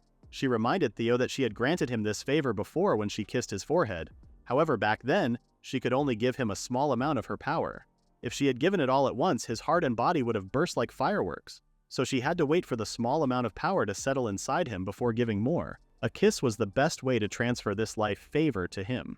Layla listened to Luna's explanation but then asked if those were her final words. Theo told Layla to lower her weapon. However, Layla insisted that Luna had committed a crime by staining Theo's pure skin. Seeing how upset Layla was, Luna suddenly realized something. She assumed that Layla was simply jealous. Layla's face turned red and she quickly denied it, saying she only wanted to protect Theo. Luna told her not to be shy. Knowing that Layla didn't want her to take Theo's first kiss, Luna playfully suggested that Layla do it instead. Theo was shocked, and Layla asked what she meant. Luna explained that Layla should also give Theo her own favor. Layla hesitated, asking if that was even possible. Luna assured her that it was. She pointed out that Layla's sword strike earlier had been far stronger than what a normal human could do. She explained that, on rare occasions, certain humans were blessed with divine favor and those who had it could share their power with others. Layla understood that she could share some of her power with Theo. Luna confirmed this, and since both of them were human, she suggested they kiss on the lips right away. She didn't care who went first and told Layla to hurry up. Before they could continue, Theo stopped them and asked why they had decided he should kiss Layla. Luna then asked if he had a problem with it. Theo explained that they couldn't just do it without thinking. He needed to consider Layla's feelings too. However, Layla was already prepared to accept Theo's kiss at any moment. Luna laughed at her for being so eager. Aisha blushed and asked if they were really going to kiss in broad daylight. Theo told Layla not to force herself, but Layla assured him she wasn't. If Theo was okay with it, she would actually love to receive some affection from him. Theo knew Layla was sincere. He glanced at her trembling hands and after a moment of hesitation made up his mind. He agreed but admitted it was his first time and couldn't promise the kiss would be any good. Layla didn't mind since it was her first time too. With that, Theo reached for Layla's cheeks and awkwardly pressed his lips against hers. He wondered if the kiss had successfully transferred the favor. After a few seconds, he pulled away and checked on Layla, only to be confused when she didn't respond. A moment later, she suddenly fainted on the spot, shocking everyone except Luna. Luna tried to hold back her laughter but failed, bursting into loud laughter instead. She found Layla incredibly amusing. Then with a grin, she declared that it was her turn next. However, she needed to wait for Layla's favor to settle first, so Theo's body wouldn't be under too much strain. Since things were now out of order, she decided to handle another matter first. Theo asked what it was, and in response, Luna called some children forward. Suddenly, multiple wolves appeared, barking as if greeting them. Surprised, Theo asked why there were wolves. Luna then explained that they were Fenrir pups, and she wanted Theo to take care of them.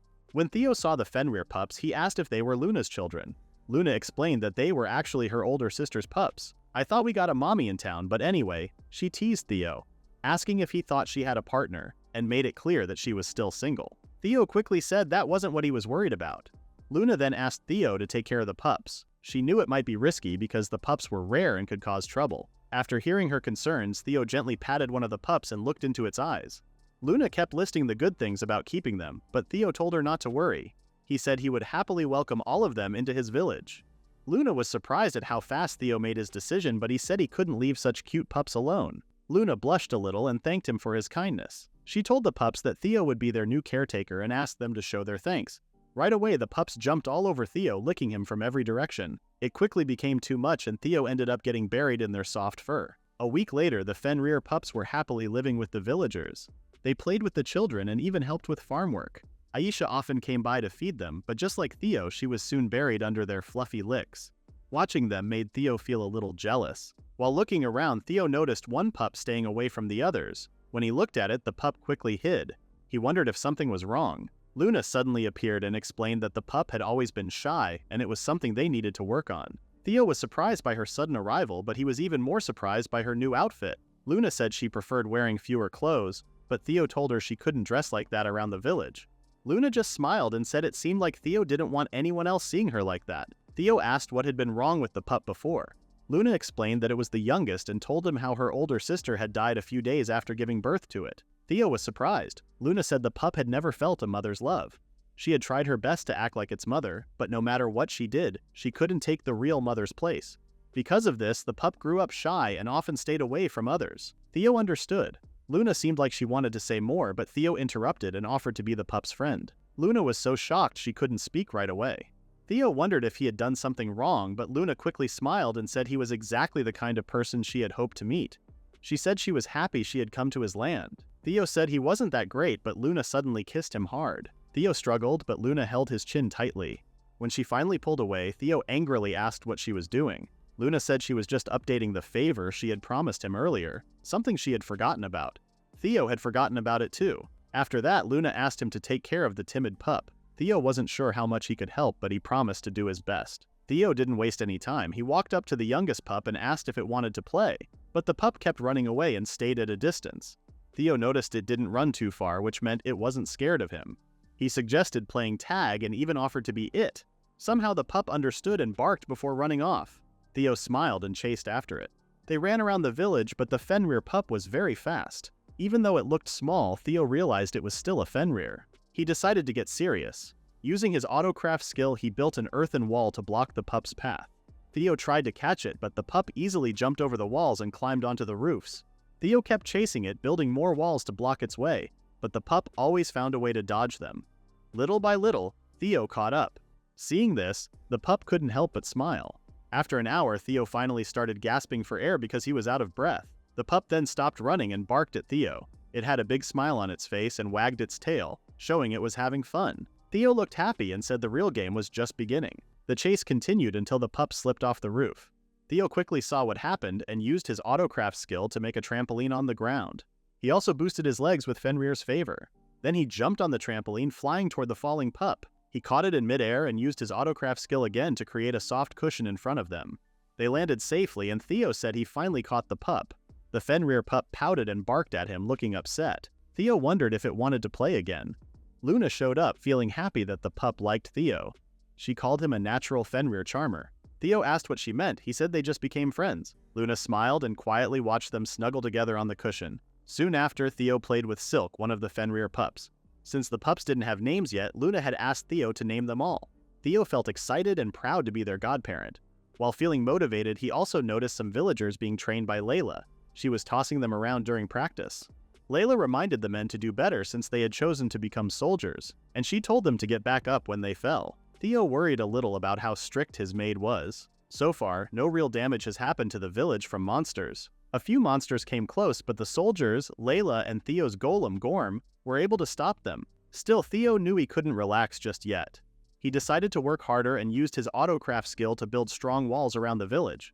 He also hoped to finish a new weapon soon, but he didn't have all the materials he needed. That night, after taking a bath, Theo returned to his room. He felt happy that he had built a sauna for everyone, especially after seeing how much they enjoyed it. He didn't expect Gorm to be the one who loved it the most. A little later, Layla entered his room. Theo praised her for her hard work during training. Layla thanked him while looking nervous. Theo worried because Layla had been acting distant ever since she kissed him and fainted. Layla apologized for what happened before. Theo told her it wasn't pathetic at all. Suddenly, Layla moved closer. She said she had been practicing mental training so she wouldn't faint again. She grabbed Theo and asked if she could update the favor she had given him. Theo was confused at first. Layla reminded him that Luna had talked about letting the small favor settle before adding a bigger one. Theo noticed Layla was shaking and realized she was trying very hard for him. Wanting to show he understood, Theo asked her softly to be gentle. That broke Layla's self-control. She said she wanted to finish quickly but blamed Theo for what was about to happen. Before Theo could ask what she meant, Layla kissed him. Theo felt overwhelmed as Layla kept kissing him and gently pushed him down onto the bed. She didn't stop and gave him all the favor she could through her endless kisses. The next day, Theo looked very tired while Layla seemed full of energy. She happily continued training the villagers. Theo decided to visit the fields to check on the crops. As he got there, he noticed a stranger asking if he could taste some of the vegetables. After taking a bite, the man, who had animal-like ears, shouted in French about how good the vegetables tasted. He said they were juicy and sweet and even offered to buy them. Theo became curious about who the man was and walked toward him. However, the man seemed more interested in the Fenrir pup nearby. He even wondered aloud how much the pup's fur would sell for. Theo got angry and demanded to know what the man planned to do with his friend. He also asked who the man even was. The stranger introduced himself as Laurent from the Bestia Company. Out of nowhere, Laurent pulled out a hairbrush and asked if he could take a small sample of the Fenrir pup's fur. Suddenly, Jack arrived, riding on Gorm's back, and called Laurent a trespasser. Laurent defended himself, saying he had done nothing wrong.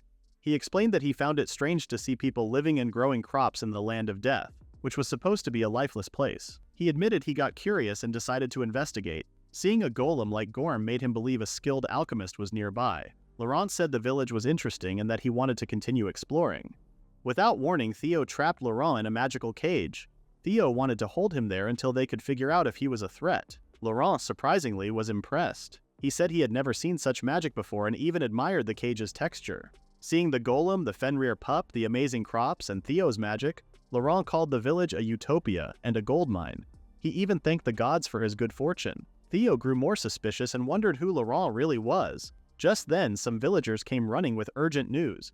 10 earth dragons were heading toward the village and would arrive in 20 minutes. Theo was shocked. Fighting one earth dragon was usually manageable, but 10 at once was unheard of, even in the land of death. Out of nowhere, Laurent spoke up and wondered if the earth dragons were still chasing him because he had wandered into their nest. Theo quickly connected the dots. Laurent admitted that the dragons might be following him. Theo couldn't believe it. This trespasser had not only invaded their village, but had also led a pack of dangerous monsters straight to them. Theo was left wondering what kind of trouble this man would bring next. Earth dragons did not have wings, but they were the toughest among all dragons. Theo could not believe Laurent had led such creatures to their village. Laurent said he did not expect it to happen. He only took a quick look and did not think the earth dragons would chase him. Still, he felt proud because he had managed to play a kind of tag with them, which was a big deal. But Theo remembered that earth dragons were usually gentle. They were often used for farming and carrying goods. It was strange that they had not only left their nest, but also chased Laurent. Theo thought there must be another reason besides Laurent. In any case, he told Laurent to stay inside the cage while the village handled the dragons. Laurent begged him not to leave him like that. At the same time, Aisha led the villagers into an underground shelter. Everyone felt scared after hearing that 10 earth dragons were coming. Aisha calmed them down, reminding them that this village had strong defenses, unlike their old one. She also said that their soldiers had been training hard every day.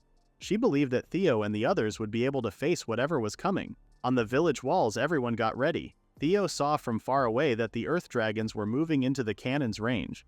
Luna showed up and asked if Theo needed help. Theo said he appreciated it, but he wanted Luna and Layla to wait for now. He thought it was too risky to use their strongest fighters right away because they didn't know how much stronger the monsters had become from the noxious air.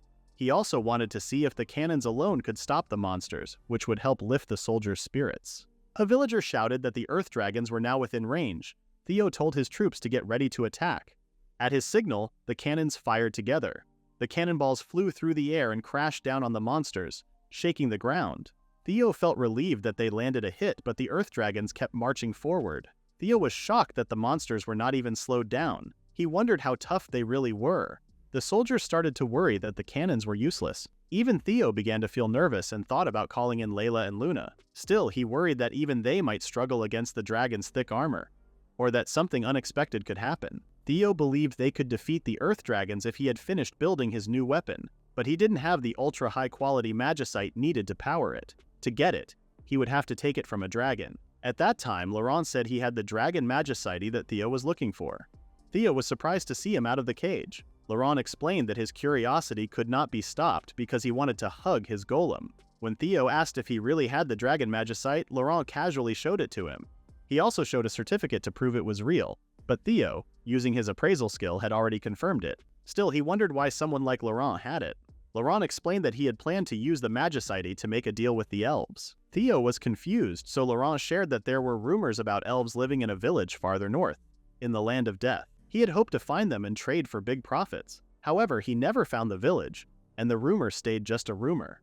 Instead, Laurent decided it was better to invest in a gold mine in a village he recently discovered. Theo quickly understood what he meant. Laurent was willing to give him the magicite, but in return, Theo had to protect the village and agree to make an exclusive deal with Laurent's Bestia company. Those were Laurent's conditions. Laurent thought Theo would need time to decide, but Theo accepted right away. He believed the magicite was the only way to help them survive, and having an outside connection would be good for the village. Even though Theo didn't fully trust Laurent, he thought this deal could bring great benefits. Laurent was speechless for a moment but agreed and sealed the deal with a handshake. He realized he had underestimated Theo. Laurent then handed the magicite to Theo and was surprised when he saw the weapon it was embedded into. Theo had finished building the magic cannon. Seeing the magic-powered weapon, Laurent wondered how strong it would be. Theo said they would use it right away without testing. He pulled the trigger, believing it would be stronger than a normal cannon. With a push of a button, the magic cannon fired something like a railgun and hit the earth dragons that were approaching. A huge explosion covered the area. Everyone was shocked by the blast, and even Laurent was impressed. Theo himself was surprised by its power. A villager went to check and confirmed that the earth dragons were completely destroyed. Everyone started to celebrate. Aisha and the others who had evacuated heard the cheering and felt relieved, believing they would be safe. However, as the dust cleared, new monsters appeared. This time it was wyverns, and there were too many to count. Theo glared at Laurent, but Laurent swore he had nothing to do with it. If not Laurent, Theo wondered what could be happening in the land of death. For now, they had a bigger problem. The magic cannon needed time to recharge and regular cannons could not fight wyverns. At that moment, Layla and Luna stepped forward ready to help and claiming it was their turn to act. Layla and Luna calmly faced the wyverns. Layla said it had been a long time since she last fought dragon-like creatures. Luna said she hadn't done any exercise lately. Theo felt glad he had kept them nearby earlier. He asked them to hold off the wyverns without pushing themselves too hard because the magic cannon would be fully charged again in 10 minutes. He also told the soldiers to get the other cannons ready. Laurent got upset and asked if Theo couldn't see how many wyverns there were, saying they should run away. Layla and Luna told him not to panic. They said they would finish off all the wyverns before the 10 minutes were up. After that, the two women jumped down from the wall. Luna changed her hands into Fenrir paws and Layla pulled out her sword. Theo explained to Laurent that wyverns were dangerous because they could fly, had sharp claws and teeth, and could even breathe fire. But he reminded him that they had a former S-ranked adventurer and a Fenrir on their side. Layla and Luna quickly cut down most of the wyverns. Theo proudly said that those two were the strongest fighters in his village. Laurent stood there, amazed by what he saw. It didn't take long before the last wyverns fell to the ground like dead flies. Luna felt a little disappointed that it took longer than she thought it would. Layla said she defeated one more wyvern than Luna. Luna grumbled about how Layla always wanted to compete with her even though she didn't mind not being the prince's main wife. Blushing, Layla shouted that she wasn't in that kind of relationship with the prince. Suddenly, Luna complained about having to fight more wyverns without using her full power. Layla asked what she meant. More wyverns then flew in, but this time from a different direction. Theo was shocked. Even Luna started to feel that something strange was happening in the land of death. On top of that, they were too far from the village and wouldn't make it back in time. In a panic, Theo ordered the normal cannons to fire, but they couldn't hit the flying enemies. The magic cannon wasn't ready yet either. Just when Theo thought it was over, a girl appeared and told him to leave it to her. With one big swing of her sword, she cut the wyverns in half like it was nothing. Everyone was stunned, especially Theo, because he recognized the technique she used. The girl stood in front of Theo and said it had been a while. It turned out to be Alice, who had been looking for him. Theo asked why she had come. Alice said she heard Theo was banished and thought he had been crying because he was lonely. Theo said he wasn't crying, but still thanked her for worrying about him. Alice quickly added that she didn't come because she was worried. At that moment, Luna and Layla arrived and asked what that powerful attack was. Layla was surprised to see Alice, and Alice was also surprised to see Layla. Layla thanked Alice for the help, but then went straight to Theo to accept punishment for failing to defeat the wyverns. She even started to undress, saying she would atone by offering her body. Theo quickly stopped her and told her she had already been a big help. He asked her to put her clothes back on. Luna then clung to Theo, asking for a reward since she did well. Aisha also showed up and hugged Theo, thanking him for protecting everyone. Alice froze when she saw two more girls besides Layla. When she looked around carefully, she noticed there were many people and the village looked lively. Alice had come to comfort a lonely Theo, but now her plans were completely ruined. She couldn't help but fall to her knees, and Theo asked what was wrong. After that, Alice went to enjoy the village's hot springs. She complained about how her dream of living a simple and happy life with Theo was gone. Martina couldn't believe Alice kept bringing up the same thing, but Sana told her to stay quiet for now. Sana explained that Alice had made it all the way to the land of death, only to have her hopes crushed. On top of that, she couldn't even spend time with Theo because he got busy collecting dragon materials. Even so, the girls were surprised to find a nice bath in the middle of the land of death. Alice wasn't even surprised, since Theo had autocraft. Marina said that was the biggest surprise of all. She said no one would have ever guessed that the exiled prince had a gift. Alice realized she had never told them, so she shared that Theo had received the gift at birth. She said Theo told her when they were little, and she had thought everyone already knew. She felt relieved that she didn't have to keep the secret anymore. Then Layla showed up, looking shocked after hearing that Alice had known Theo's secret all along. Seeing her reaction made Alice realize that Layla had never known. Alice felt happy and started teasing Layla, saying that Theo had trusted her more than anyone else. The others couldn't believe how childish their leader was. After their bath, the three girls wore yukata. Theo showed up and said they looked good in them. Alice asked if he had finally finished collecting the materials. Theo said they were done, but the girls were surprised by how much he had gathered. Alice wasn't shocked though, since she expected a lot from the land of death. Theo said beating the monsters there was tough and he wondered if they should even be celebrating. He then asked how the open-air bath was, and Alice said it was pretty nice. She looked closely at Theo and noticed he had grown a little taller. It had been 2 years since they last saw each other. Alice thought Theo would look sad, but to her, he seemed full of energy. Theo admitted that when he first got banished, he had felt worried, but now he could say living in the land of death turned out to be a good decision. Alice also said he looked better now than when he lived in the capital. Theo was happy to hear that, and he mentioned that Alice had gotten even cuter. Alice blushed right away. She started scolding Theo, saying he was getting too confident just because he had grown taller. Theo said he was just being honest about what he thought. Sana jumped in and explained that Alice was just feeling shy. Sana also shared that when Alice heard about Theo's banishment, she panicked and decided to go save him because she loved him. Alice quickly smacked Marina's face and warned her not to say things like that.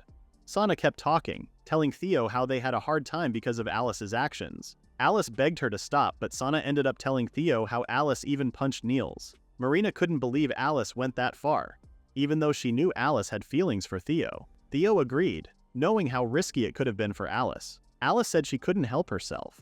She had gotten really mad when she heard Niels make fun of Theo. Theo blushed a little and grabbed Alice's hand. He thanked her for standing up for him. Alice, feeling shy again, asked why he was holding her hand. Then Marina and Sana started cheering, telling Alice to seal it with a kiss. Alice stared seriously at Theo, and that's when he realized she wasn't joking at all. Just when the moment was becoming sweet, Laurent showed up and asked for their attention. Theo was surprised to see him, especially because he was all tied up. Theo quickly asked what had happened. Laurent explained that the villagers blamed him for leading the earth dragons to their village and told him to repent.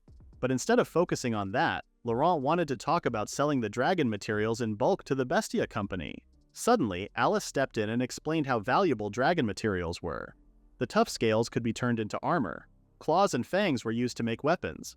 Dragon blood was an important ingredient for powerful medicines. He said he had already done the math. He leaned to the side and dropped an abacus using only his foot to finish his calculations. He showed the numbers and said the money should be enough to pay for the dragon materials. Alice started trembling and said that with that amount of money, someone could build several huge mansions. Still, he said it would not be enough.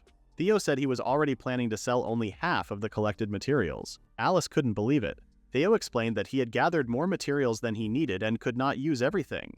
Laurent then offered to buy some at a higher price, but Theo said it was fine to sell them for the basic price. In exchange, Theo wanted materials equal to the remaining money. Laurent was shocked. He didn't expect a child like Theo to understand how weak the money had become in the land of death. Laurent agreed to the deal, and Theo said he needed some iron. Their business talk ended when Alice's stomach growled loudly. She blushed and said she hadn't eaten anything on her way to meet Theo. Theo understood and realized he was also getting hungry. He said the food should be ready. Laurent asked what it was, and Theo invited him to join since they were about to eat some dragon meat. Theo led the victory party by raising his mug, and everyone followed him in cheering. Aisha and Layla then arrived, carrying the main dishes for the feast. They had cooked many kinds of meals using dragon meat. The food looked so good that it seemed more like treasure than something to eat. The villagers drooled at the sight of the feast, excited to eat dragon meat. Theo led the banquet and took the first bite. His eyes lit up as he said how delicious it was. He had lived in the land of death, only eating vegetables until now, so the meat tasted even better to him. Alice, looking worried, asked if it was safe to eat the meat. She explained that dragons in the land of death were affected by the poisonous air, and eating them might be dangerous. Theo calmly told her it was safe because he had purified the meat using his divine hoe, which could remove the poison. Alice commented that only Theo would think of using a hoe on meat. Theo then encouraged her to try it. Even though she looked nervous, Alice took a bite. For a moment she stayed quiet, feeling as if she had been lifted by the winds of flying wyverns. The rich flavor filled her mouth and she was amazed at how soft and tasty the meat was. She said it was cooked perfectly. Theo explained that it was thanks to the Maid team trained by Layla. Alice asked what kind of team it was. Behind them, Layla was seen giving points to the maids, and only those who passed were allowed to serve their food. Theo added that the Maid team might even be stronger than regular soldiers. The night went on, and even the Fenrir pups joined the feast. Laurent showed his respect to Luna by offering an expensive bottle of wine. Aisha kept pouring drinks for everyone. Theo noticed that everyone seemed to be having a good time. Alice teased Theo and asked why he looked so serious. She joked that he wouldn't grow taller if he didn't eat more. She tried to feed him, but Layla stepped in and told Alice that she wouldn't grow either if she didn't get to bed soon. Alice told her not to ruin her moment with Theo, but Layla ignored her and gave Theo a bowl of dragon stew instead. Frustrated, Alice hugged Theo tightly and told Layla to leave them alone. Layla pulled Theo back, saying she was just keeping pests away from the prince. She also mentioned that she had already received Theo's love. Alice froze when she heard that. She became angry and demanded to know what had happened between them. She called them shameless. Theo tried to calm her down and explain the situation. Later, Alice learned about the idea of giving favor to someone. She understood why Layla had done it, but still felt upset, especially because a beast woman was involved. She even said she wouldn't mind doing it with Theo too. This shocked Theo and made him blush. Layla pointed a butter knife at Alice's neck, saying she wouldn't allow it. Alice asked if Layla wanted to fight. Layla said fighting her would be like a child trying to beat an adult. Alice then joked that Layla was admitting defeat and thanked her. The two kept arguing about who was more mature while pressing Theo between them. Finally, Theo lost his patience and told them to stop. Meanwhile, Jack and the other villagers watched from the walls. Some of them thought about eating more dragon meat. Jack reminded them that they had to stay alert for any new danger. Soon, Aisha showed up, already knowing they wanted to eat more. She thanked everyone for their hard work. The villagers praised her as their goddess. Aisha then asked Jack to come join them. Jack said he was fine, but suddenly he started sweating when he saw something strange. He couldn't believe his eyes and quickly told Aisha to inform Theo right away. Aisha rushed back to the banquet and told everyone that another monster was coming. Theo was shocked and asked what kind of monster it was this time. Aisha said it was only one monster. At first, Theo felt a little better since one monster sounded easier to handle than an army of dragons. But then Aisha explained that the monster was as big as a mountain. A giant turtle was slowly crawling toward them. Theo started sweating too. He couldn't believe that a Calamity-class monster had appeared. Using his autocraft skill, Theo made a whiteboard out of iron and glass, and a non-permanent marker using dye, water, cotton, and wood. Sana was amazed that ink came out of the pen, even though she didn't have to dip it into anything. Martina was also surprised that the writing could be erased so easily, almost like magic. She decided to call it the magic pen, and Sana agreed. Theo then asked if they could start the meeting. Sana quickly apologized and officially began the meeting about the Calamity-class monster called the Adamant Turtle, which was heading toward the village. Based on its speed, she expected it to arrive around noon. She explained that, just like its name suggested, it was a giant turtle with a body as tough as the rare mineral called adamant. Sana said that swords and cannons wouldn't work against it, and that it could quickly heal any damage, making it feel like trying to fight a mountain. Even though the topic was serious, Sana's drawings of the monster looked cute. Sana continued by saying that even Alice, Layla, Luna, and the magic cannon would have a hard time hurting the turtle. Her drawings of the three girls looked like characters from a manga. She also explained that the huge turtle would attack by releasing a massive blast of mana. The others found Sana's drawings so cute that they joked they wouldn't mind getting hit by the attack. But Sana quickly erased the drawings, saying that would actually be their chance to fight back. The others looked heartbroken when she erased them, leaving Sana feeling confused.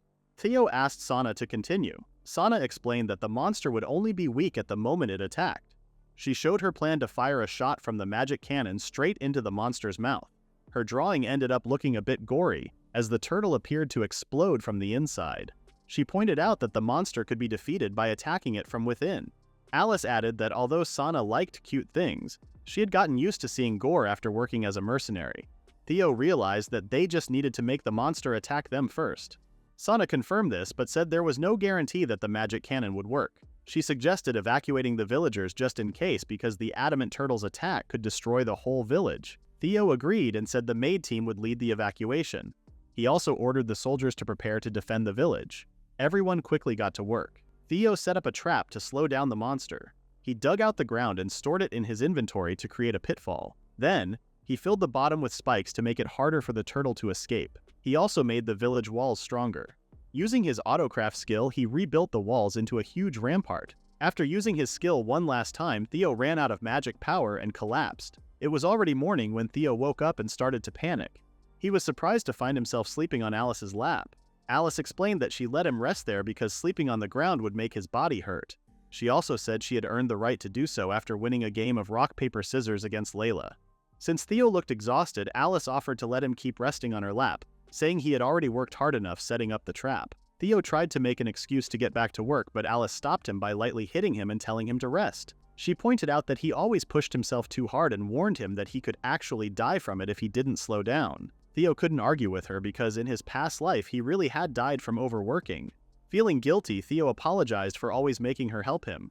But Alice said it was actually Theo who had helped her the most. Theo didn't understand and asked when that happened. Alice called him clueless and reminded him of when she first got the hero's power at just 8 years old. The hero's power was given to anyone who was a good match for it, no matter their social status. Alice was shocked because she was just the daughter of a diner owner, but suddenly she became a hero. Her life changed completely when she was taken to the castle. Even though she was still very young, she was forced to train with adults. Her trainer often beat her during training, shouting that she needed to work hard for the kingdom's sake. Anyone who received the hero's power was brought to the castle and put into a special program. Alice was taught sword fighting, magic, battle strategies, and more. But it wasn't really training. It was a brainwashing process meant to turn her into living weapons called heroes. While young Alice walked through the castle halls, people whispered to each other, telling everyone to stay on the hero's good side. She wondered if they even knew she had stronger hearing because of her powers. Alice went to the garden by herself, complaining in her mind that there wasn't a single decent person in the whole castle. All she ever heard was talk about the hero and empty praises. When she thought about it, she realized that ever since she arrived, no one had even called her by her real name. To them, she was just a tool, the hero, not a real person. Alice remembered the times when she was just a simple tavern girl, serving lively customers at her parents' diner. Thinking about it made her cry quietly, wishing she could go back home. She thought about the person who helped her during those hard times, Theo.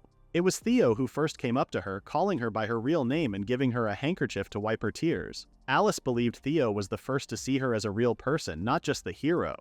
She had been too embarrassed to say anything back then, but now she wanted to thank him properly. Because of him, she felt she could still stay true to herself. Theo had said it was nothing special, mentioning he didn't really have any other friends besides her. Alice joked that while she became a master of the sword, Theo became a master of loneliness. Theo quickly pointed out that he still had his mother and Garland. Suddenly, Alice became serious. She suggested they do something before their fight with the turtle. She reminded Theo about the favor they talked about the night before. Shyly, she asked if Theo could do it together with her. Theo was so surprised that he couldn't even find the words to answer.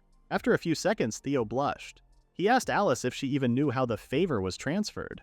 Alice said she did and asked him not to get the wrong idea. She explained that she was only doing it because she would feel bad if Theo died because she didn't do anything for him. She then wondered if Theo didn't want to do it with her. Theo said he just thought Alice would have refused. Alice grabbed his face and told him to be quiet. Without hesitation, she leaned forward and kissed him. However, their teeth clashed loudly, and both of them felt the pain. Still, Alice didn't give up and kissed Theo again, this time more properly. After letting go for a moment, she kissed him once more. Theo had now kissed 3 girls, unlike some of the viewers who were still single. Anyway, even though Alice was blushing too, she teasingly called Theo a pervert for turning red. Theo was sure that Alice was the one who looked like a boiled octopus. Alice told him not to get the wrong idea, saying she was only transferring her favor, nothing more. Theo shyly agreed and thanked her. Alice paused for a moment and apologized, saying she had lied. Then she leaned closer to Theo, making him flustered with her sudden touch. Alice confessed that she had always dreamed of sharing this moment with him. Theo couldn't help but blush even more. Alice moved away and stood up, saying they were done for now. She told Theo that they would continue after the battle was over. Theo asked what she meant by continue. Alice said that he should better survive the battle because she would be very angry if he died. Motivated, Theo promised to win the battle with her. Alice smiled, clearly glad. Soon after, the front gates of the village became like the walls built to protect against titans. Layla praised her master, saying they had nothing to fear now. Alice complained about how hard Theo worked. Theo explained that they were dealing with a calamity-class monster. He then remembered asking Martina to upgrade the magic cannon. Martina was excited about the magic cannon, and Theo started talking about it like an enthusiast of magical tools. Theo asked for her attention, and the mage became flustered. He asked how the upgrade was going. Martina confirmed that the range, explosive power, and reloading time had all improved as Theo requested. She admitted that she might have gone a bit overboard, but also modified the cannon so they could add more magicite shards to make it even more efficient. Theo thanked her for the upgrade. However, Martina warned that the increased firepower could also cause the cannon to overload and explode. Theo said she had turned it into a double-edged sword. Still, he thanked her as the magic cannon was crucial for the upcoming battle. Blushing, Martina said it was no trouble at all and slowly sneaked away. Theo got the feeling she was avoiding him. Luna appeared and called Theo a popular man. Theo said everyone was just being nice to him. Luna called him dense. She then asked if Theo was fine and didn't need her to fight. Theo said he heard from Layla that Luna couldn't fight at her full strength. Luna agreed, explaining that releasing her divine power would only attract someone even more annoying. Theo then asked her to protect the villagers, since that was something only she could do right now. Luna wondered what he meant by that. Luna broke into a cold sweat when she saw a huge house on wheels. Theo explained that even the underground shelter wouldn't be safe from the adamant turtle, so he had created a mobile house. He asked Luna to move the house to safety once the turtle's attack reached it. Luna agreed, saying this was something only she could do. She swore to protect all the villagers as Theo asked. Theo thanked her. Noon arrived, and with it came the adamant turtle. Theo said he felt nervous, and Sana understood why. They were about to face a calamity-class monster. Theo wondered why the monster was attacking them, since creatures like the adamant turtle were usually calm and would only attack if provoked. Sana then shared that Martina had discovered something important. Martina had noticed something strange about the wyverns and decided to investigate them. She found signs of a mind control spell on the monsters. Theo was shocked. Sana believed that the earth dragons were likely under the same spell and that the adamant turtle was probably controlled too. This made Theo realize that someone was deliberately attacking his village. However, Sana explained that the mind control spell required a huge amount of mana and rare magical items. To get those, someone would need the wealth of a royal family. Whoever controlled the adamant turtle must have used a lot of resources, so Sana doubted the person behind it would stop at just one monster. She said this could be their last battle against the monsters. Theo thought about the video games he played and the boss battles he fought. As he listened to Sana, he realized his racing heart wasn't from fear. It was from excitement. He didn't want to admit it out loud, but he was eager for the fight ahead. The adamant turtle slowly moved toward the village. Theo stood on the magic cannon waiting to stop the giant creature first. Suddenly, the ground cracked beneath the turtle's weight, and it let out a roar as it fell into a giant spiked pit. Theo was happy to see that the trap worked, and with his signal, all the cannons fired. The cannonballs exploded on the trapped turtle. Theo thought that if they kept shooting, the turtle might open its mouth for a long-range attack. When that happened, he planned to fire the magic cannon into its mouth and destroy it from the inside. But then, the giant turtle began to lift its legs. Sana noticed this and quickly told Theo that the adamant turtle was escaping the pit. Theo was surprised because he thought the pit would hold it longer. But the pit wasn't their only plan. Alice and Layla were also ready to act.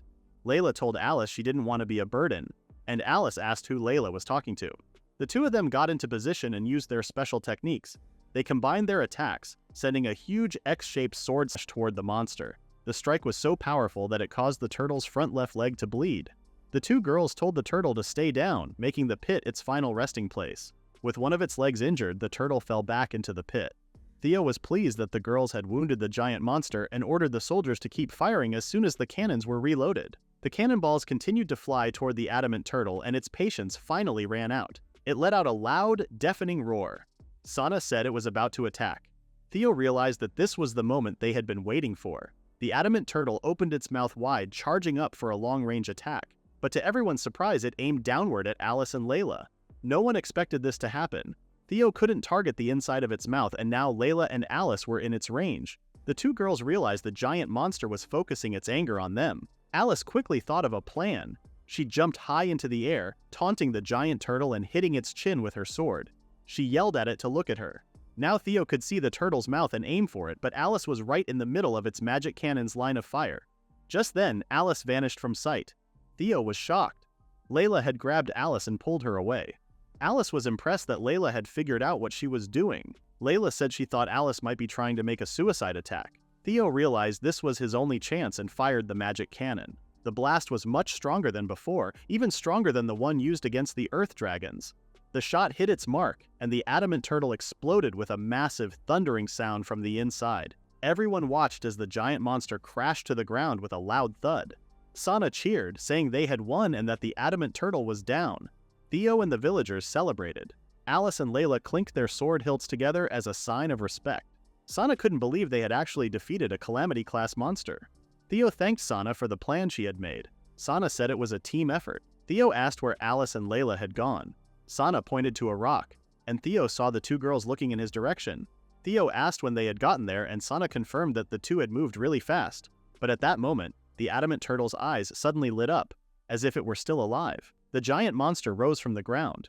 Theo couldn't believe it was still alive after getting hit by the magic cannon. Layla and Alice were also shocked by how tough the monster was. The adamant turtle let out a loud roar, and everyone saw it trying to crawl out of the pit. Theo realized the monster was now more careful and would not open its mouth again. It had only one thing left to do: charge at the village with its huge mountain-sized body. Theo had built a stronger wall to protect the village, but he didn't know how long it would last. If the wall broke, the soldiers would be killed, and the village would be destroyed. While Theo tried to think of a plan, he noticed something crumbling under the monster. Suddenly, he called out to the Fenrir pups one by one. They all appeared quickly. Theo asked them for a favor. He gave each pup a note and told them to deliver it to Luna and Aisha. At the same time, he asked Silk to take him beneath the adamant turtle. Sana, worried, asked what Theo was planning to do. Theo told her to take command while he was gone. Without answering her question, he left with Silk. Sana felt confused as she watched him leave, but deep inside, she believed Theo would succeed. For the first time, she understood why her leader trusted him so much. While Alice worked hard to hurt one of the giant turtle's legs using her hero techniques, Layla attacked another leg. Even though they tried their best, they realized their attacks barely did any damage. They were too late to slow it down, and the giant turtle finally crawled out of the pitfall. Alice grew frustrated because the huge monster kept ignoring their attacks. Layla said their attacks were probably as weak as mosquito bites, and suggested they try a combo attack again. Before they could act, the adamant turtle noticed them and moved as if it wanted to bite or swallow them. But that was not its real plan. Instead, it opened its mouth, getting ready for another blast. The girls quickly realized that the turtle was planning to blow itself up and take them with it. Layla pointed out that it was probably a smart move since the turtle trusted its strong body and healing ability, while also protecting its mouth from any more magic attacks. Alice knew that beating such a clever turtle would not be easy. Layla pulled Alice away, knowing they needed to escape fast. She asked Alice to protect her while she carried her, and Alice agreed, though she wasn't sure if they could get away in time. Suddenly, Theo shouted for them to get down. He used his autocraft skill to create a huge spear that shot up from the ground and stabbed the turtle under its chin. The power the turtle was building up inside its mouth exploded, causing it to hurt itself. Theo happily called out to the girls and asked if they were okay. The two of them got angry and asked why he was standing in the front lines. Theo explained that the adamant turtle had become much more careful, and the magic cannon was no longer enough to beat it. However, he said he found another way to defeat it. After getting a closer look, he told the girls to check the big turtle's belly.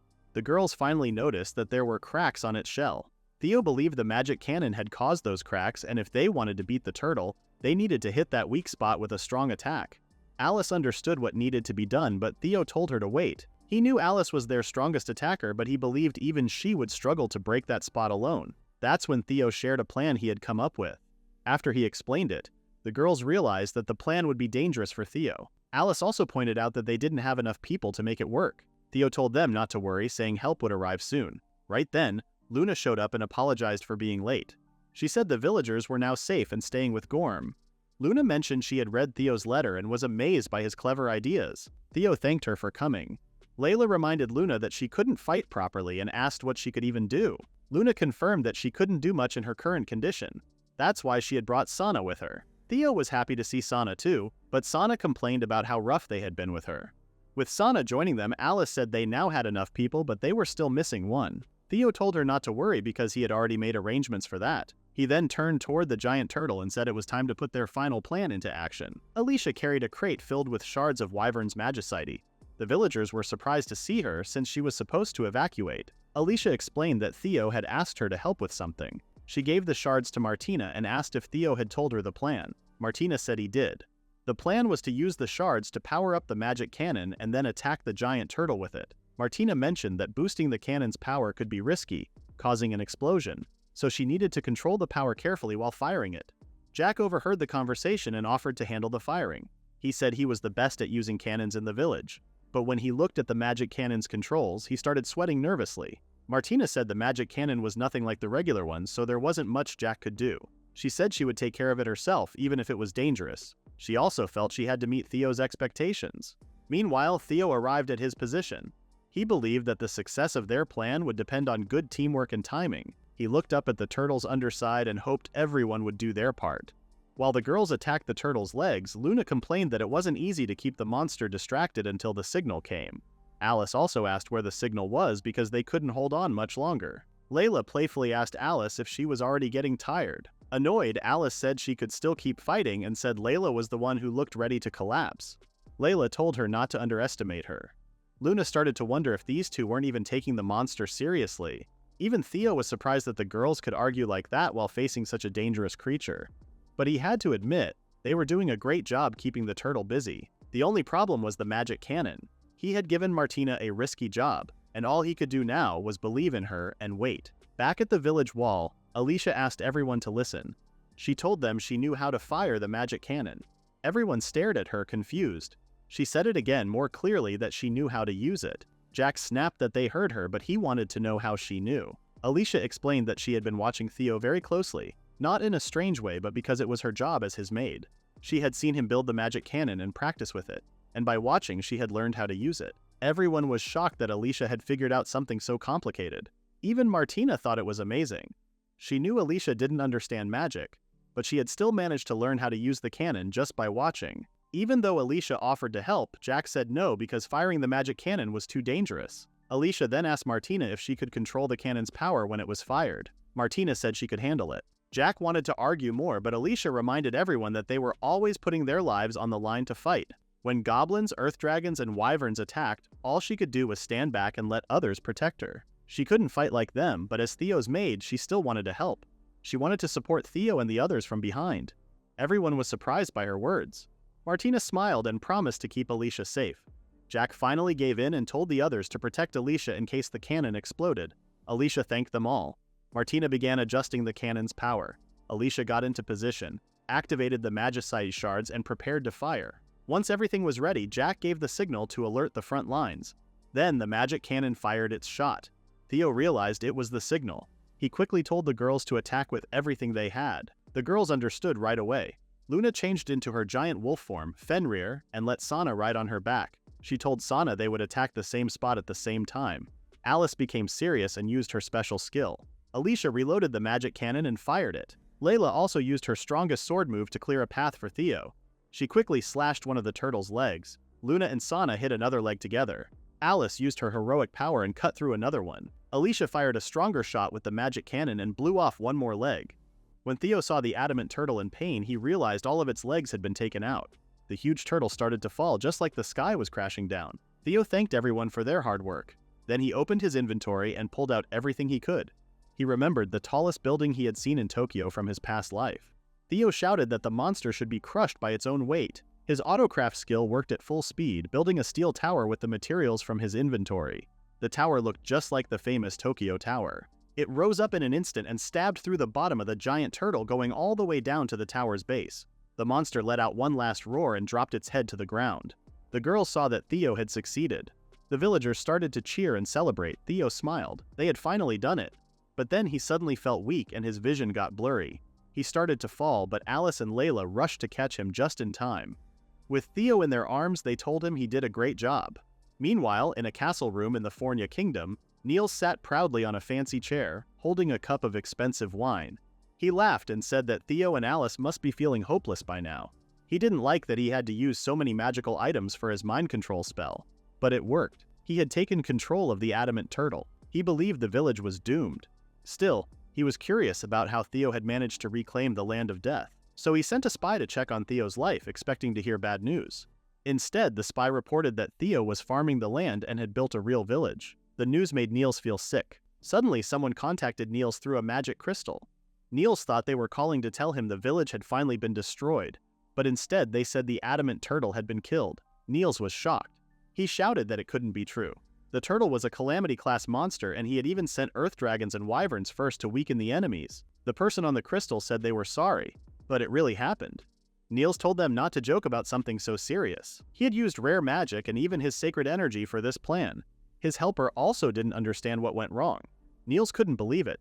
He angrily asked how someone like Theo, who had no talent and had been rejected by the goddess, could have survived those attacks. Then he guessed that Layla and Alice must have helped Theo. Depending on others was just what he expected from someone like Theo. Niels got so angry that flames burst out from him through magic. He yelled that it wasn't over yet. He swore he would send Theo to the underworld himself. Meanwhile, Theo had just woken up and thought it was morning. But when he looked out the window, he saw that it was already night. He suddenly felt nervous and quickly got out of bed, worried about the adamant turtle. Outside, the huge monster's head was on display in the village's main plaza. Theo felt relieved. They had really defeated it. The villagers saw him and cheered. They ran to him asking if he was okay. Alice rushed over too, asking if he was hurt anywhere. Theo told her he was fine, but he still felt a bit dizzy and unsteady. Alice told him not to push himself too much since he wasn't very strong. Theo laughed a little and said he was sorry. The two of them stood quietly looking at each other. At the same time, they both remembered the kiss they shared. Their faces turned red and neither of them spoke. Theo then thanked Alice for giving him the hero's favor. Before the fight, he had used his analysis skill to check it and saw that it was a strong power. The hero's favor made divine powers easier to use. Because of that, Theo had been able to create the giant steel tower. Alice felt happy that she could help, but she also said that Theo had done a lot during the battle too. Blushing, she said she wouldn't mind helping again. She had made a promise to him after all. Theo paused when he saw how red her ears were. He realized she was really embarrassed and he thought she looked cute. Then Alice invited him to her room. As soon as they entered the room, Alice pushed Theo against the door and locked it. She said she wouldn't let him leave the room for the rest of the day. Theo agreed. Alice then kissed him deeply, whispering his name as their tongues intertwined. Theo noticed she had become better at kissing since last time and wondered if it was because of her capability to learn faster as the hero. Alice didn't hold back anymore. Between kisses, she told him she loved him over and over. Theo remembered the past Alice, who was usually distant. However, right now she kept confessing like this. He couldn't hold back anymore and pulled her into a tight hug. Surprised, Alice asked what he was doing, but he didn't answer. Instead, he dragged her to the bed without breaking the kiss. When he finally pulled away, Alice lay beneath him, pinned to the bed. She warned him not to get carried away, but Theo thought she looked adorable. He wondered if she became more submissive when he took control. Deciding to test that, he kissed her again, this time more aggressively, even touching her breasts. But suddenly, Theo's eyes went blank, and he collapsed on top of her. Alice gasped, saying it was too soon to do the deed until she realized he had actually passed out. Meanwhile, Theo ended up in a place that felt oddly familiar. He soon realized that he had arrived in the realm of the gods. Suddenly, someone said sorry for ruining his fun. A goddess was sitting nearby, looking a bit upset. Theo was surprised to see her and nervously asked if he had died while kissing Alice. The goddess told him he wasn't dead. She said his body was actually being shaken by a very angry Alice in that moment. Theo admitted that a simple kiss shouldn't be enough to kill him. But the goddess said he had almost died though. She then reminded him about Luna's warning that he should wait for the favor to settle before adding more. Instead, Theo had accepted too much favor in just one day. She told him his human body couldn't handle all of it. After hearing this, Theo thanked the goddess for saving his life. Changing the topic, the goddess said she had been watching everything he did. She said Theo had met her expectations. She listed the things he had done, saving villagers from goblins, defeating groups of earth dragons and wyverns, and even beating a giant turtle. She said she felt proud, like a mother. Theo was happy to see her in a good mood. He thanked her for her kind words, but said he had only succeeded because of help from others. The goddess was amazed at how humble Theo was. She joked that she wanted to keep him in the realm of the gods. Theo asked what she meant by that. The goddess wanted to reward Theo because he had been working hard. She surprised him by giving him a kiss. She said she had updated her favor but could only give him a small amount because of Alice. She also gave him a login bonus. After that, she casually pulled out a piece of god metal. Theo was shocked and nervously asked if it was okay to receive another one. The goddess told him to keep it a secret. Then she encouraged him to keep doing his best. Theo promised he would and thanked her. The next morning, Theo slowly opened his eyes and saw Alice sleeping beside him. He got up quickly, which woke her. He apologized for waking her. Still half asleep, Alice greeted him and asked if he was okay since he had passed out the night before. Theo said he was probably just very tired. Alice gently flicked his forehead and told him not to fall asleep when they would do the deed on the bed next time. When Theo imagined the next time she mentioned, Alice angrily told him not to get the wrong idea. A week had passed since the attack by the adamant turtle. No other monsters had appeared, and the people in the village were living peacefully again. But two important things had changed. First, Laurent had returned with the supplies that Theo had asked for in their deal. This meant the village now had a way to stay in touch with the outside world through Laurent. Once the villagers learned that Laurent wasn't the one who brought the earth dragons, they forgave him and apologized. After that, everyone got along well. Laurent then asked Theo if the village had a name. If not, he said he would write Land of Death in the contract for now. But Theo told him there was no need for a temporary name because they had already picked one. The second change was about giving Theo's land an official name. A week earlier, Laurent's question about the name made Theo realize the place didn't have one yet. While Theo was thinking about it, Luna talked to him during a bath. She told him a story about the Land of Death. A long time ago, it had been a strong and beautiful place where many great kings had gathered. People respected it and began calling it Regalia, which means Land of Kings. The main city there was called Arca, a name that came from Arcadia, which means Utopia. So, Laurent learned that the land would be called Regalia and the village inside it would be named Arca. Laurent was more focused on the grass growing in the village. Theo told him it was rice. He said the rice plants were already fully grown and would be harvested soon. Laurent didn't recognize the rice because in their world, rice wasn't usually something people ate, so it made sense that he didn't know what it was. Back when Theo first got his hands on rice plants in this world, he tried cooking them at the castle, but the rice turned out dry and crumbly. It sucked all the moisture from his mouth and didn't taste good at all.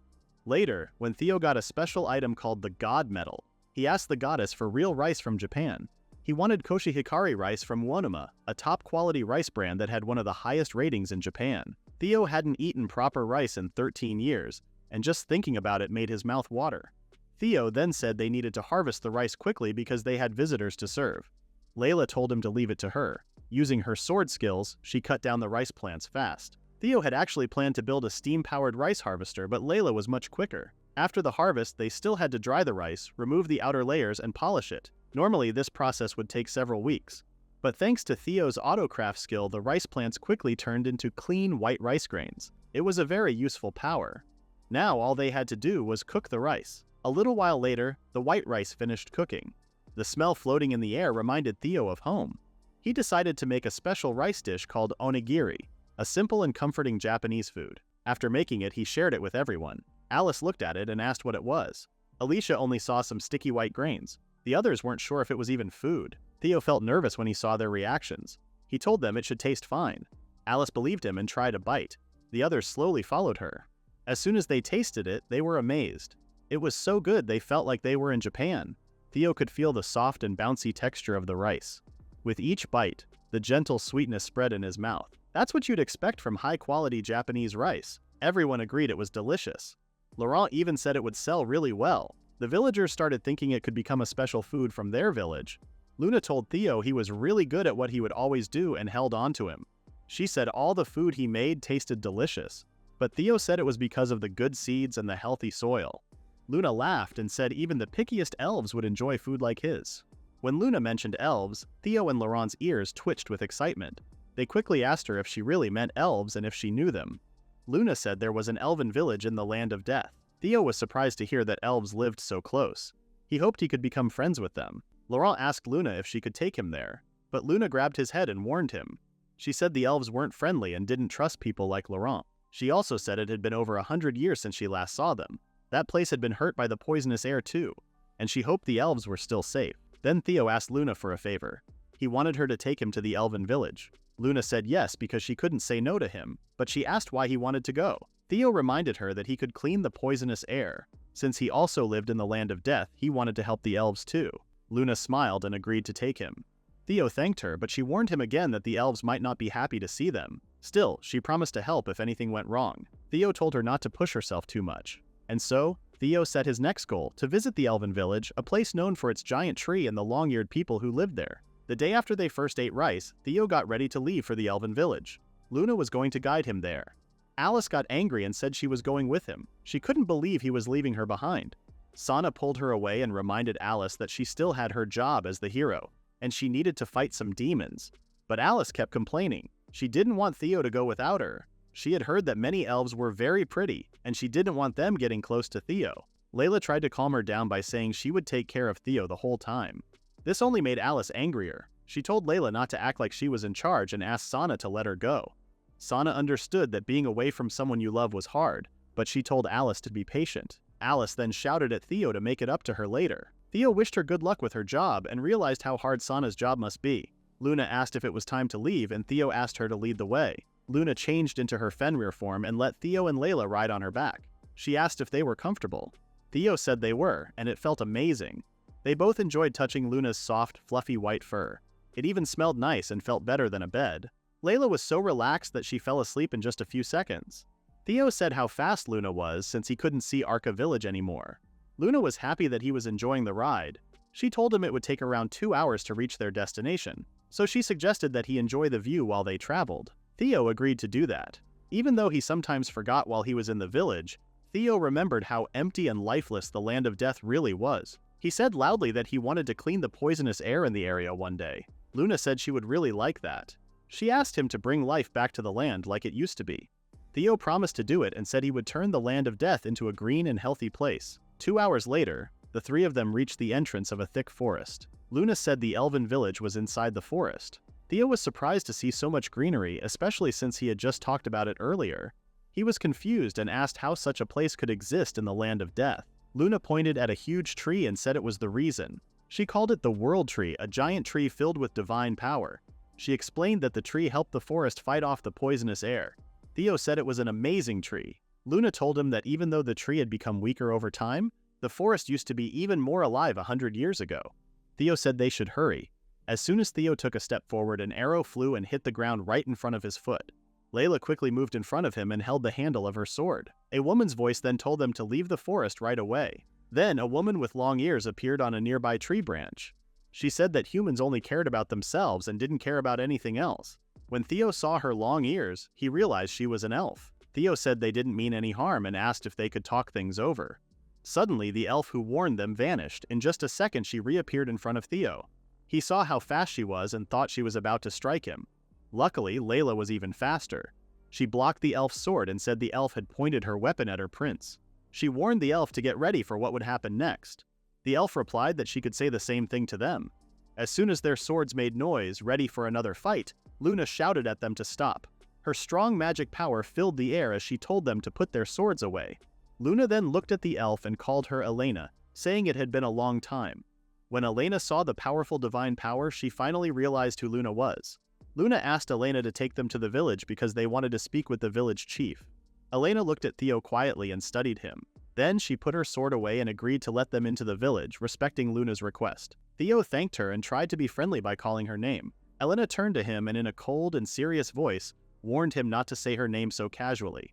Theo was left speechless. Luna said they could now go into the village, but she still felt unsure that everything would go smoothly. Theo reminded himself why he came. He wanted to clear the poisoned air and build a friendship with the elves. The future might be hard for him since he was human, but he knew he had to try his best. The elves guided Theo and his group to their village. The one leading them was a woman named Elena. She seemed to be the highest ranking among the elves with them. She acted very distant and cold toward humans. Theo wondered how he could become friends with her. It didn't take long for them to reach the village, which was called Ilfa. Theo was amazed by how different it was from any human village he had seen. The elves lived closely with nature, and their homes were built up in the trees. Elena said that the village chief had already been informed and told them to follow her. As they walked through the village, Theo noticed how tense the atmosphere felt. He wondered if it was because of the miasma in the area. The elf villagers looked surprised to see humans and seemed worried about why they were there. Theo felt their stares as if they were being judged. He already knew that elves didn't like humans, but he didn't expect them to be this unfriendly. He began to wonder what kind of bad history the elves had with people like him. Soon he remembered they were about to meet the village chief. He became nervous, unsure of how the meeting would go. In his mind, he imagined the chief as a big old elf with huge muscles who might treat him like a piece of gym equipment. They finally reached the chief's house. Theo quietly hoped that the chief would be someone they could talk to peacefully. When they entered the house, he was surprised to see a beautiful elven woman waiting for them. She introduced herself as Anna Rose, the village chief. Theo had expected to see huge muscles. Something else was huge. Luna mentioned it had been a long time and didn't expect Anna to be the chief. Anna explained that her father had passed away from the miasma 10 years ago, and she had taken his place as leader. Luna said sorry for bringing up painful memories. Anna said it was alright, but what mattered more was understanding why they had come to the village. Later on, she found out about Theo's plans to live and work together with them as fellow residents of the land, but she still wanted to understand why Theo had built a village in their territory in the first place. Theo struggled to find the right words. He remembered Luna's warning not to tell the elves that he was a prince. She had explained how elves disliked those in power, and especially hated royalty. At first, Theo thought everything would go more smoothly if he just pretended to be a simple secretary. But he realized that hiding the truth would prevent him from forming real friendships with them. So he didn't hold back. He told them he was the third prince of Fornia and had come to the land of death under his father's orders. When the elves learned he was royalty, they were shocked. Elena pulled out her sword, clearly upset, and questioned if he had also come to take their home away. Anna quickly stepped in and told her sister to stop, saying she wouldn't allow any harm to come to their guests. But Elena ignored her. She said that if they waited again, it might be too late, just like it had been before. Anna, with a cold and serious tone, told her to stop and asked if she truly didn't understand. Finally, Elena calmed down a little and ran off without saying another word. Anna sighed and said her sister was difficult to deal with.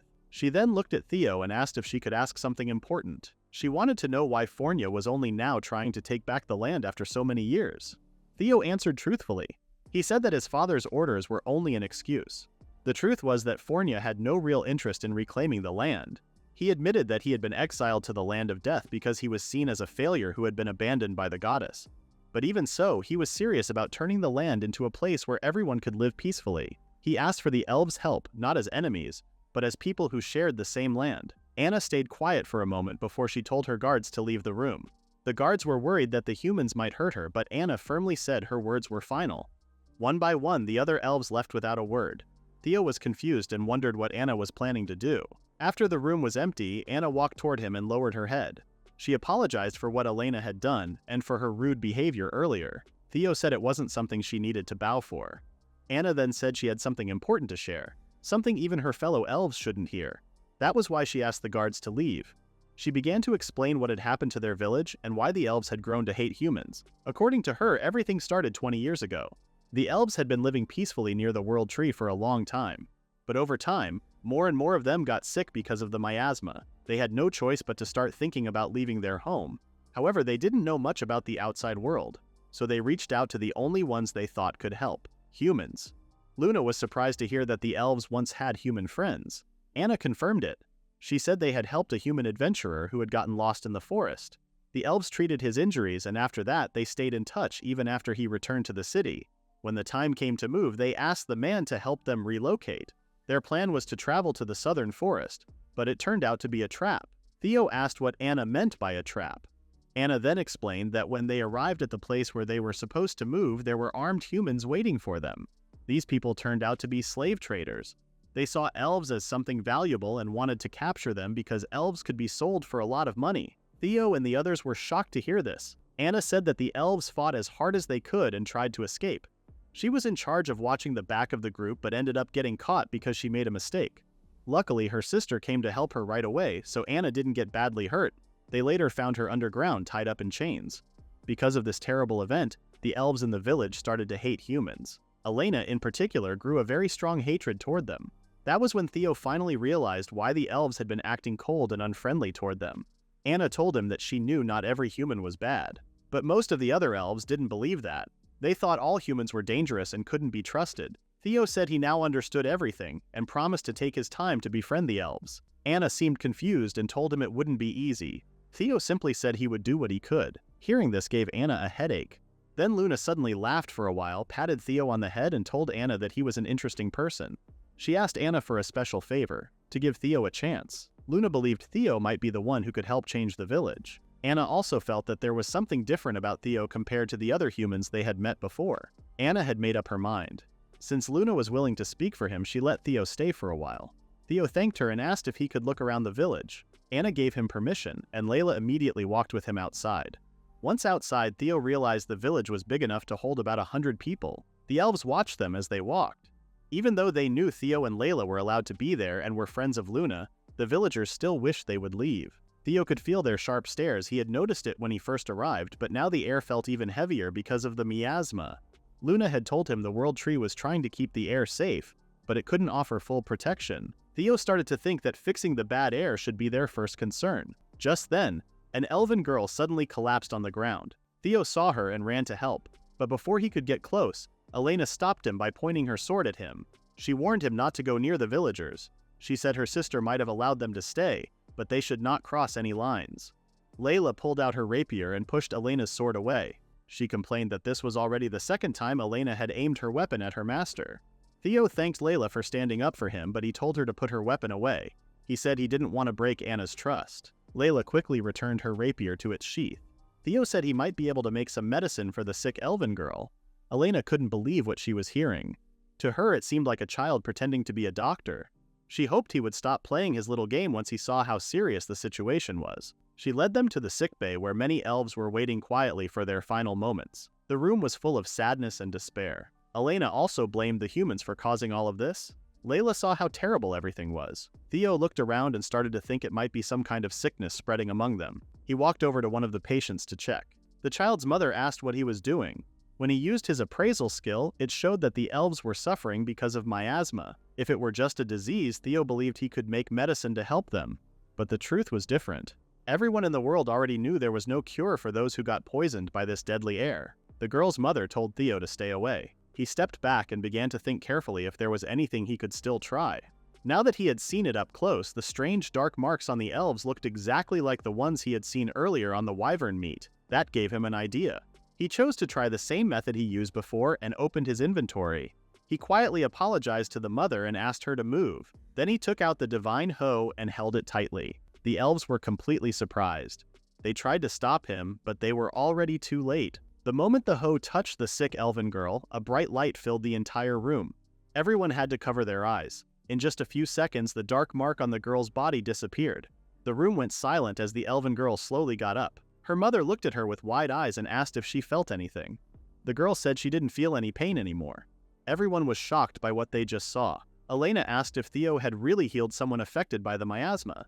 Layla then teased Elena and asked if she finally liked her master now. Elena, confused and a little annoyed, wondered why Layla was the one acting proud. The elven mother thanked Theo for saving her daughter and gently asked the girl to thank him too. The girl gave her thanks. Theo felt happy just seeing that she was healthy again. He hadn't expected it to work, but now he realized he might be able to help all the elves. He asked if he could check on the others, and the elves quickly agreed. One by one, they let him heal them without hesitation. Elena stood nearby, quietly watching as each elf was cured. When night came, Layla praised Theo for doing a great job. Theo felt proud that he was able to help everyone. He was also happy that the elves seemed to trust him more. Layla didn't think it was just a small change, especially after seeing so many elves gather around him. Theo hoped things would continue like this the next day. Suddenly, Elena asked everyone to stop for a moment. They turned to her. She said Theo had been a big help and shyly thanked him for healing the villagers. Her shy expression made Theo blush a little, but she quickly added that he shouldn't misunderstand. He had only treated the symptoms. The real problem was the miasma that caused it all in the first place. She explained that the World Tree had been protecting the village using its divine power, trying to hold back the toxic air. But even the tree was getting weaker. She admitted with sadness that it was only a matter of time before the tree would fail. Theo understood what he had to do. He gathered his courage and made up his mind to heal the World Tree itself. Soon after, Theo stood with the girls in front of the giant World Tree, looking amazed. When he touched its trunk, he felt the same energy he had sensed before from the goddess and Luna. Luna said the tree's divine power had become much weaker than the last time she felt it.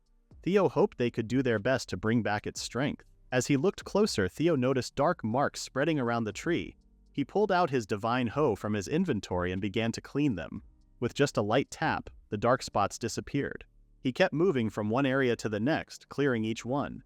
Elena watched him work non-stop until morning came. Theo then realized something troubling. The problem wasn't the size of the tree, but that the dark patterns kept coming back, even after he removed them. Elena saw how hard he was working and told him it was useless. She explained that they had already cut away the damaged parts before and tried other methods, though they had very few resources. Their druid had said that the only way to truly heal the World Tree was to get rid of the main source of the poison that infected it. Elena thanked Theo for helping the elves, but she said this was something even he couldn't fix. She told him to stop, but instead, Theo began to climb the tree, determined to find the source of the poison. He thanked her for the important information. Elena was left confused, wondering what was going on with him. Just then, Luna showed up and said Theo was a very interesting person. Elena asked what Luna was holding. Luna said it was a food called onigiri, something Theo and his people made. She also said Layla was giving them out nearby as a sign of friendship. Luna told her to try one, but Elena refused to eat food made by humans. Luna said that was a shame because it tasted good. She had thought Elena was beginning to open up, but it seemed not. Luna then suggested a small bet. If Theo managed to heal the World Tree and change the village, Elena would eat the onigiri. Elena said she didn't expect anything from Theo since she believed a human couldn't fix it. Still, if by some miracle he did, she would do anything he asked, even giving her whole self. Luna smiled and told her to remember those words. Meanwhile, Theo kept walking around the World Tree, still unable to find where the strange, harmful air was coming from. As he searched, he saw the mother and daughter he had met at the sickbay earlier, Lyra and Lumina. They waved at him and he asked if Lumina was feeling better. Lumina said she felt much better than before. Theo then asked what they were doing. Lyra said they were praying to the World Tree. She explained that the World Tree was special to the elves. They were giving thanks for being protected from the harmful air, and were also hoping for peace to last a long time. Lumina added that she came to speak with the World Tree. Lyra quickly told her not to say such things again, but Lumina said she really could hear the voice of the World Tree sometimes. Theo asked what she meant. Lyra told him not to take it seriously. She explained that Lumina's grandmother used to tell her strange stories. One of them was about how the World Tree had a soul and could talk long ago. Lumina believed those stories and might have only imagined hearing the voice. Still, Lumina insisted she heard something from above even if she couldn't understand it. That made Theo realize he hadn't checked that part of the tree yet. He thanked Lumina for the tip and said he believed her. Lumina hugged him and told him she loved him. Lyra became upset and pulled her daughter away. Theo thought that if he could speak to the voice he heard, he might be able to find where the bad air was coming from. Suddenly, Luna hugged him from behind. She noticed the smile on his face and guessed that he had heard something interesting. Theo explained that Lumina could hear a voice coming from above, and he hoped he could go check it out. Luna then remembered how the elders once said that the World Tree had a soul. She said she was curious too and suggested they go up there right away. Theo said they needed permission to build a staircase first, but Luna thought that wasn't needed. She quickly picked him up in her arms like a princess and warned him not to bite his tongue. With just one jump, Luna flew high and landed above the World Tree. She realized she had jumped a bit too far. Theo felt like he was falling upward, like the opposite of bungee jumping. Luna jokingly asked if he was scared and told him to hold on tight. They landed on one of the tallest branches. Luna told Theo to get down, but he said his knees were too weak to move. Luna laughed and said she didn't mind staying like that forever. Suddenly, the leaves nearby began to spin in a small wind spiral. Both of them were surprised and looked around to figure out what was happening. Then, a voice greeted them. A figure appeared and introduced herself as Illumia, the soul of the World Tree. She said she had been waiting for people like them, those who had great power. Theo started to wonder if Illumia was the soul the elves had mentioned. He asked what she meant by that. Illumia explained that the miasma had made her weaker, and only people with strong divine power like them could hear her voice. Then she looked at how close Theo and Luna were, and asked if she was interrupting something. Theo told Luna to put her down, but Luna didn't listen. Still, Theo decided to get down on his own. After that, he asked why an elven child could hear Illumia's voice too. Illumia confirmed the child had a small amount of divine power. She said that a soul could be reborn many times. When souls left the mortal world, they went to the divine realm. If they were sent back to the world of the living, they kept a small part of the divine realm's power for a short time. She also said that the priestesses of the sacred tree could hear her voice. Theo asked who she was talking about. Luna answered that it was Anna and Elena. She explained that a very small number of elves were born with the divine power of the world tree. These elves were called the priestesses of the sacred tree. Illumia agreed and said she had shared some of her power so they could speak with her. However, it looked like the two sisters thought it was wrong to climb the world tree, so they never came to talk to her. At that moment, Theo remembered his main goal. He asked Illumia if she knew where the source of the miasma was so he could try to heal her. Illumia was thankful, but she explained that it wouldn't be easy. Her body already had a large amount of miasma inside, which meant she had become the main source of the problem. Theo found it hard to believe, but it made sense. They returned to the ground and told the sisters what they had learned from Illumia. The sisters were surprised that they could actually talk to the sacred tree, and even more shocked to hear that the entire tree was in such a serious condition. Theo asked if he could cut open the trunk to examine it and find a way to heal it. Anna said she usually wouldn't allow that, but because of the situation, she would make an exception. Still, she said they would go with him inside. Since it was a problem affecting the elves, they couldn't let a human take all the risks alone. Theo thanked them and then asked how they were supposed to enter the tree. He offered to make some woodcutting tools if needed, but Anna said there was no need. She told him that even though she might not look like it, she was confident in her magic skills. Anna waved her wand and the giant tree's roots slowly moved aside, opening a path. Theo found it amazing. But then, thick dark fog poured out from the tree. Theo asked what it was, but he quickly realized it was miasma. Luna acted fast and created a barrier to block the path. Theo thanked her, but then he saw Layla lying on the ground. She had already been affected by the miasma. That made Theo realize how strong the fog was inside the tree. He quickly used healing magic on her and checked if the others were okay. They said they were fine. Theo wondered why only Layla was affected. Luna explained it was because Layla didn't have divine power, which meant she had no resistance to the miasma.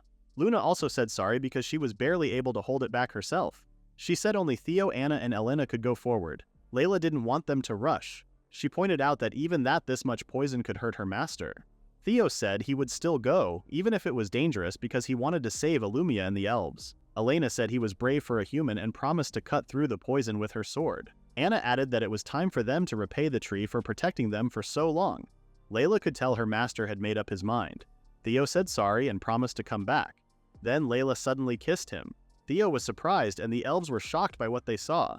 Layla calmly said she had just updated her favor. She asked him not to do anything reckless. With that, Theo and the elven sisters entered the tree. Luna stayed behind and wished them luck.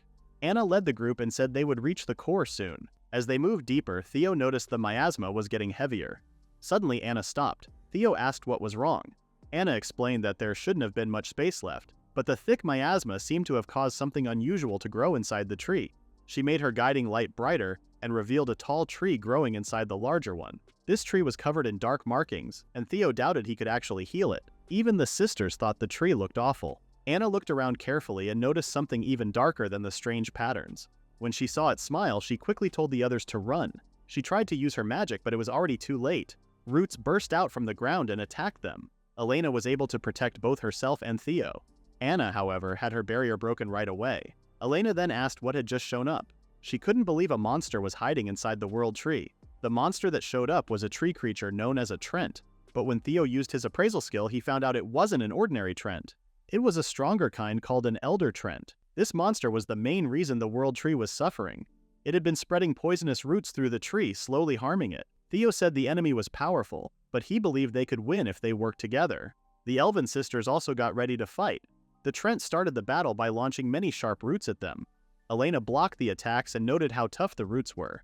Anna added that the roots had become stronger because of the miasma. Suddenly, one of the roots slipped past their defense. Elena shouted for Theo to run, but he stayed where he was and raised his divine hoe to shield himself.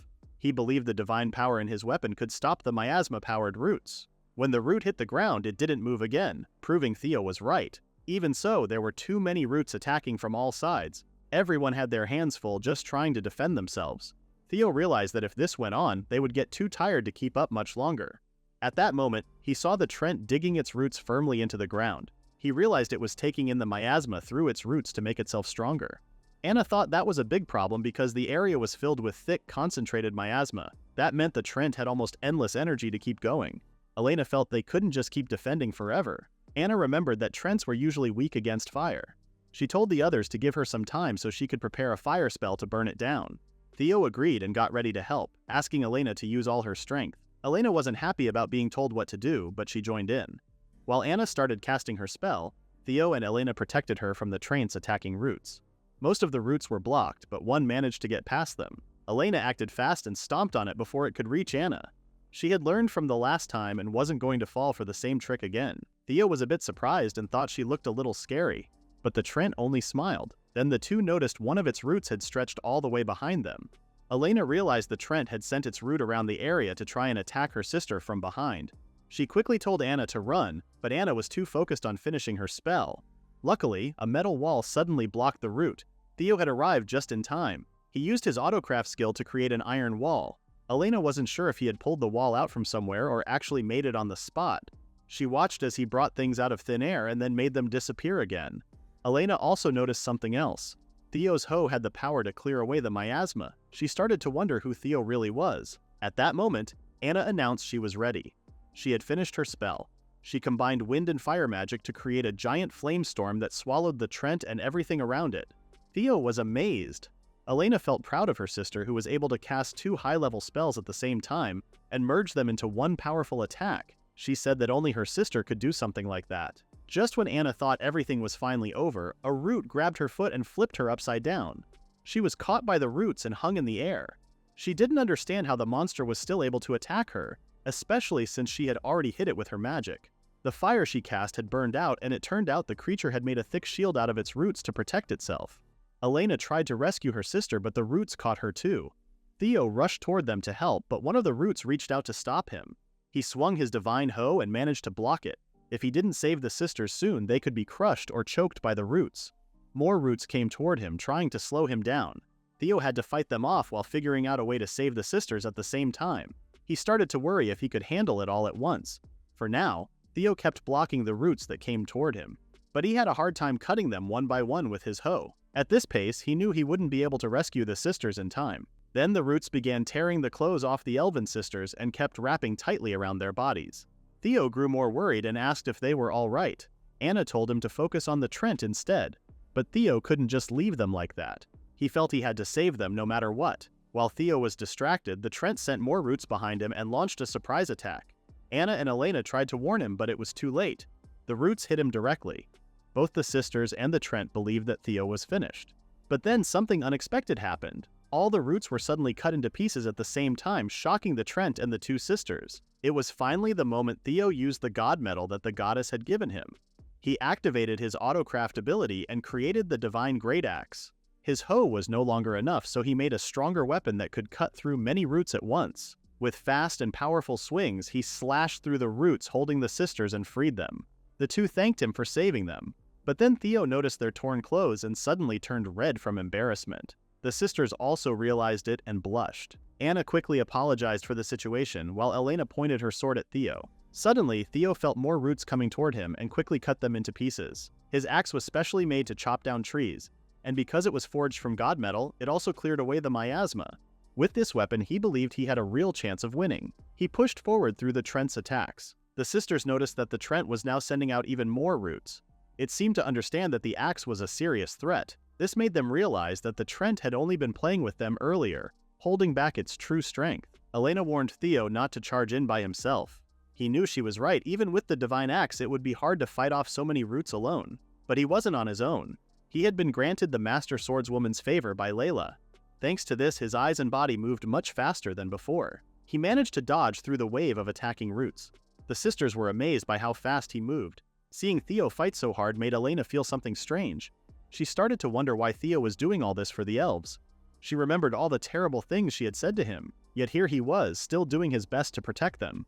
Her heart began to beat faster and she didn't know why. Theo finally reached the Trent, but it blocked his slash again using its roots. He noticed that the Trent had added more layers to its root shield before he could cut through it. Theo decided to keep attacking, but one of the roots suddenly reached out and tried to hit him.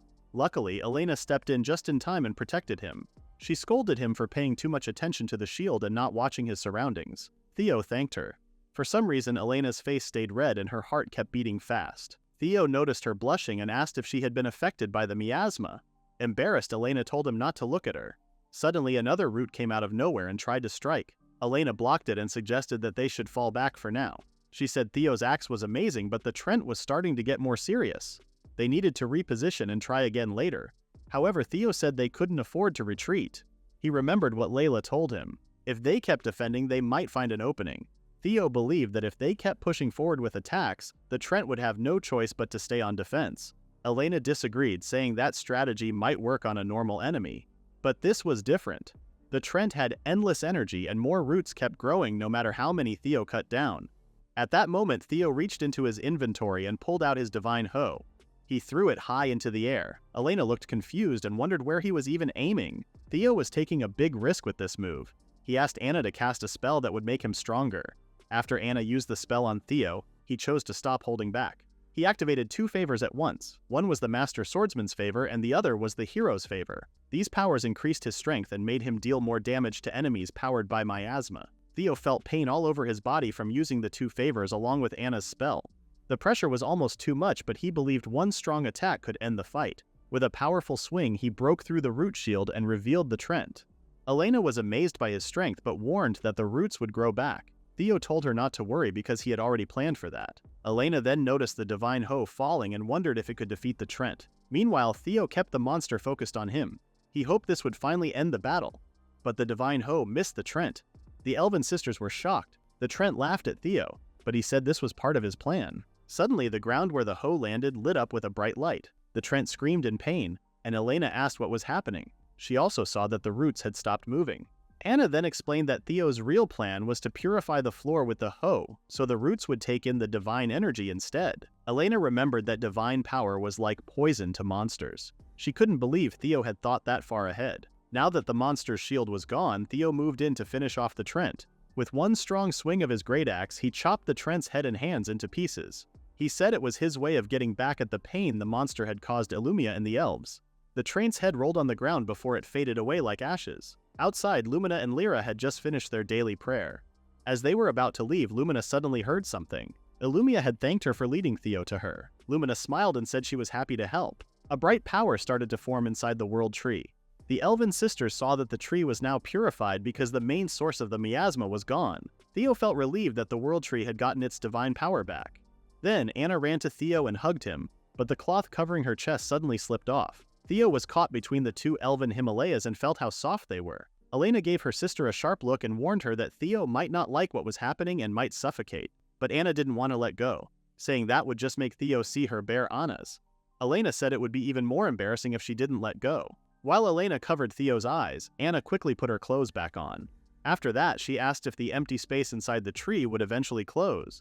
Theo also hoped that everything would be alright, but he knew the tree was still hollow and would need a lot of time and power to fully recover. Just then, a strong gust of wind blew by, carrying some leaves with it. Illumia appeared and thanked them for clearing the miasma from her body. This was the first time the elven sisters saw her true form. Illumia felt happy to trust Theo with an important task. She also thanked the sisters, but when she noticed how exposed they looked, she asked if she was interrupting something again. Elena quickly explained that their clothes were torn during the fight. Illumia wasn't sure at first, but Anna changed the topic by asking if the power of the world tree would return now. Illumia became serious and said that the wound she got was very deep.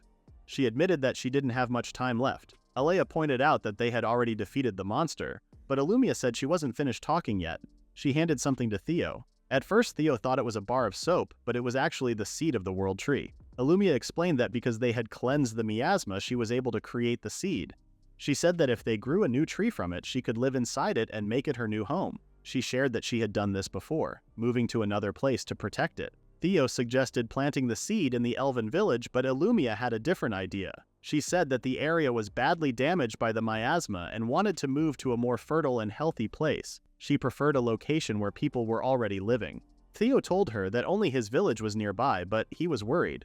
He knew that the elves didn't like humans, so he thought they wouldn't want the world tree to be moved there. The elven sisters looked at each other and seemed to come up with an idea. Anna said that the elves considered their home to be wherever the world tree was.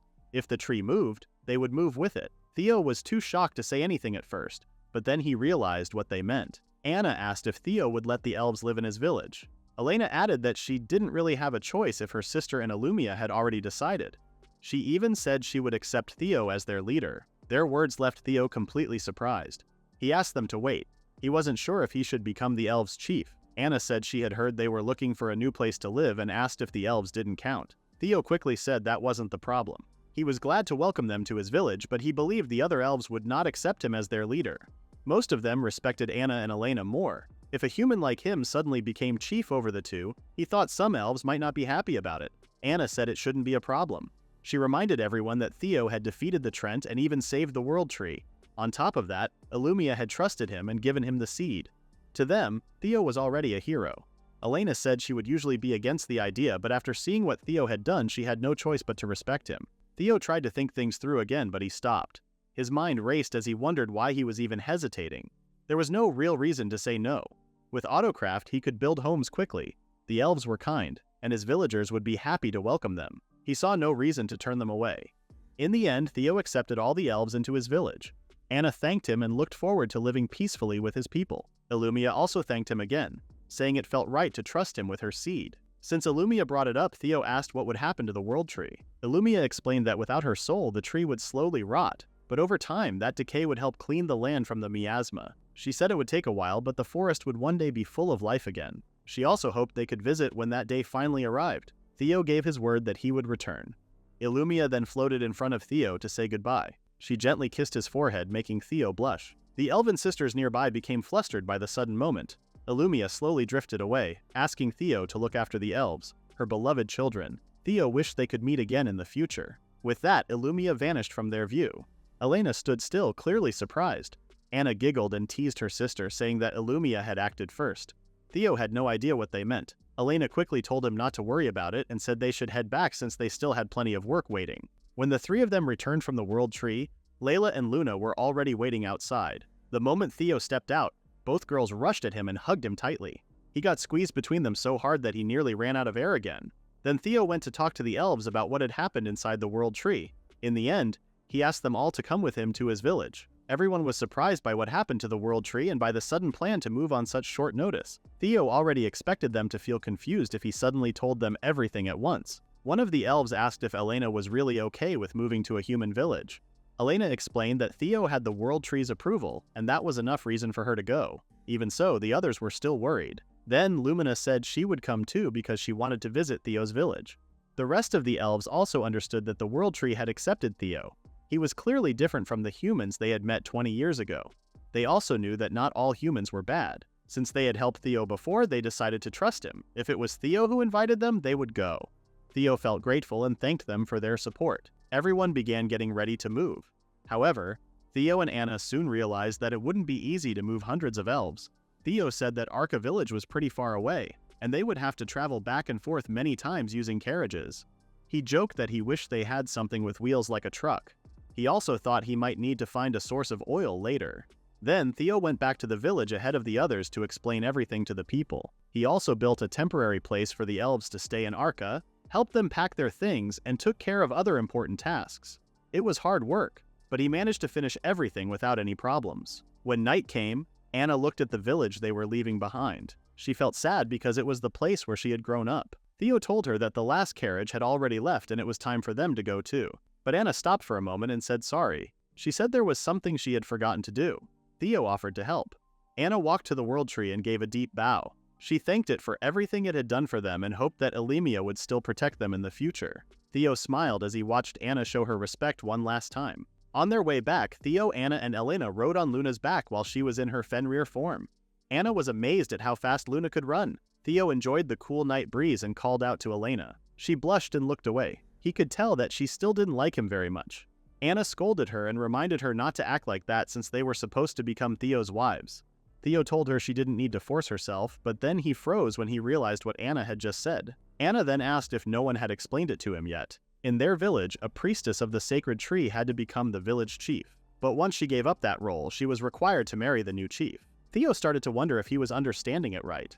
Anna said she and her sister would be happy if Theo accepted both of them as his wives. Theo was completely shocked and told them to slow down. He asked if they had really just asked him to marry both of them. Anna replied by asking if that was a problem and wondered if polygamy wasn't allowed in his kingdom. Theo said that wasn't the issue. He was more concerned about whether Elena was okay with the idea. Anna answered that Elena wasn't against it at all and asked her to speak up. Elena said that it was the rule, so she didn't really have a choice. Besides, after fighting the Trent together, she saw that Theo was a dependable person. Theo was surprised. He had only wanted to be friends with them, but now it seemed like they were fine with the idea of marrying him. It all happened so fast that he didn't know what to say. Luna suddenly laughed and said the situation was interesting. She even joked about becoming one of his wives too. Theo told her to stop teasing. Anna agreed that it was a bit too sudden and said she understood why Theo was unsure. She suggested that they talk about marriage again after they all got to know each other better. Then she playfully called him her dear husband, which shocked Theo even more. Anna encouraged her sister to say it too, but Elena strongly refused. All Theo wanted was to make friends with the elves, but somehow, he ended up with possible wives instead. After the elves moved into Arca village, Theo gave them an official welcome by throwing a big feast. Anna came forward and thanked everyone for allowing the elves to live in their village.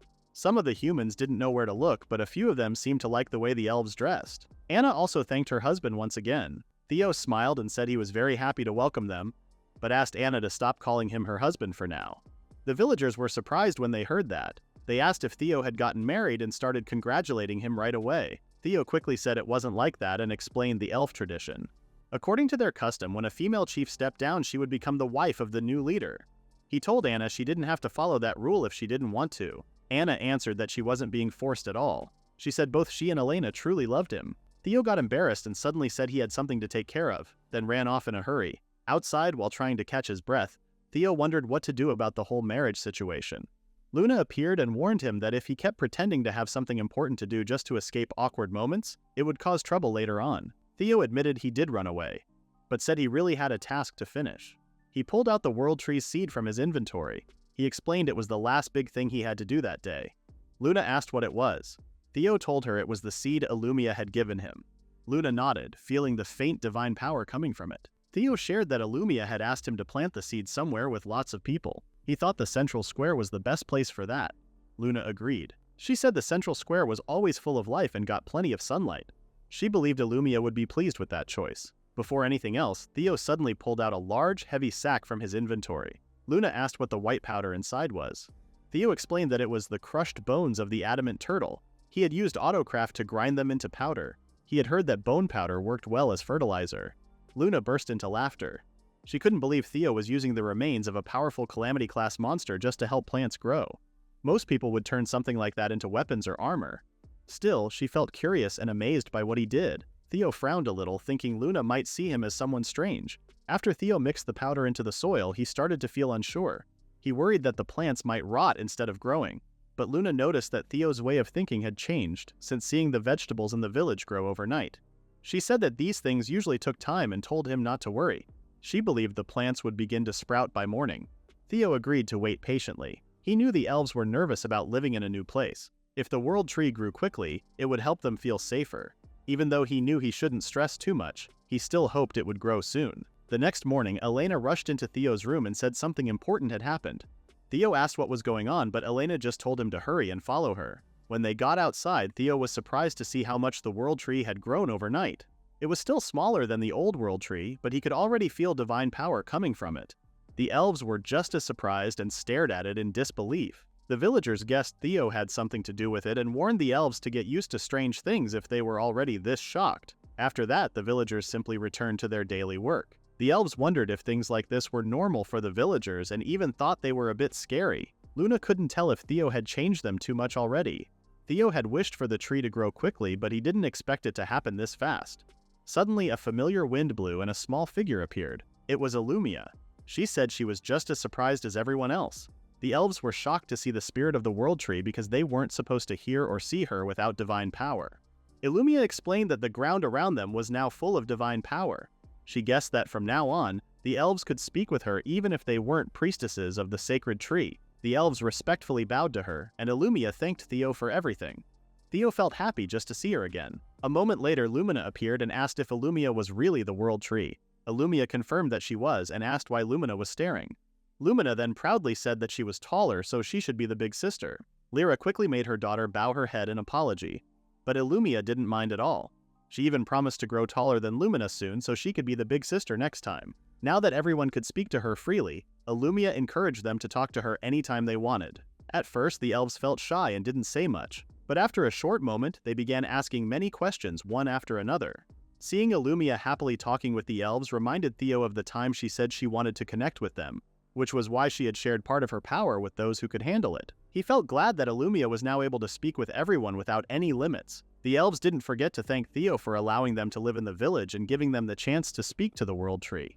They praised him a lot and even lifted him into the air out of excitement. They celebrated their new chief with joy until Theo asked them to let him down. Anna felt happy that everyone had accepted her husband as their chief. Elena understood how her sister felt, so she tried to quietly leave by saying that Layla had asked her to train the soldiers. Before she could go, Anna reminded her that it was finally time for them to fulfill their duties as priestesses of the sacred tree. With no other option, Elena agreed. That night, Theo visited the sisters' room because they had asked him to talk about something important. After he knocked and entered, he saw them wearing clothes that were meant to get his attention. The sisters welcomed him warmly. Theo and the elven sisters sat together to talk.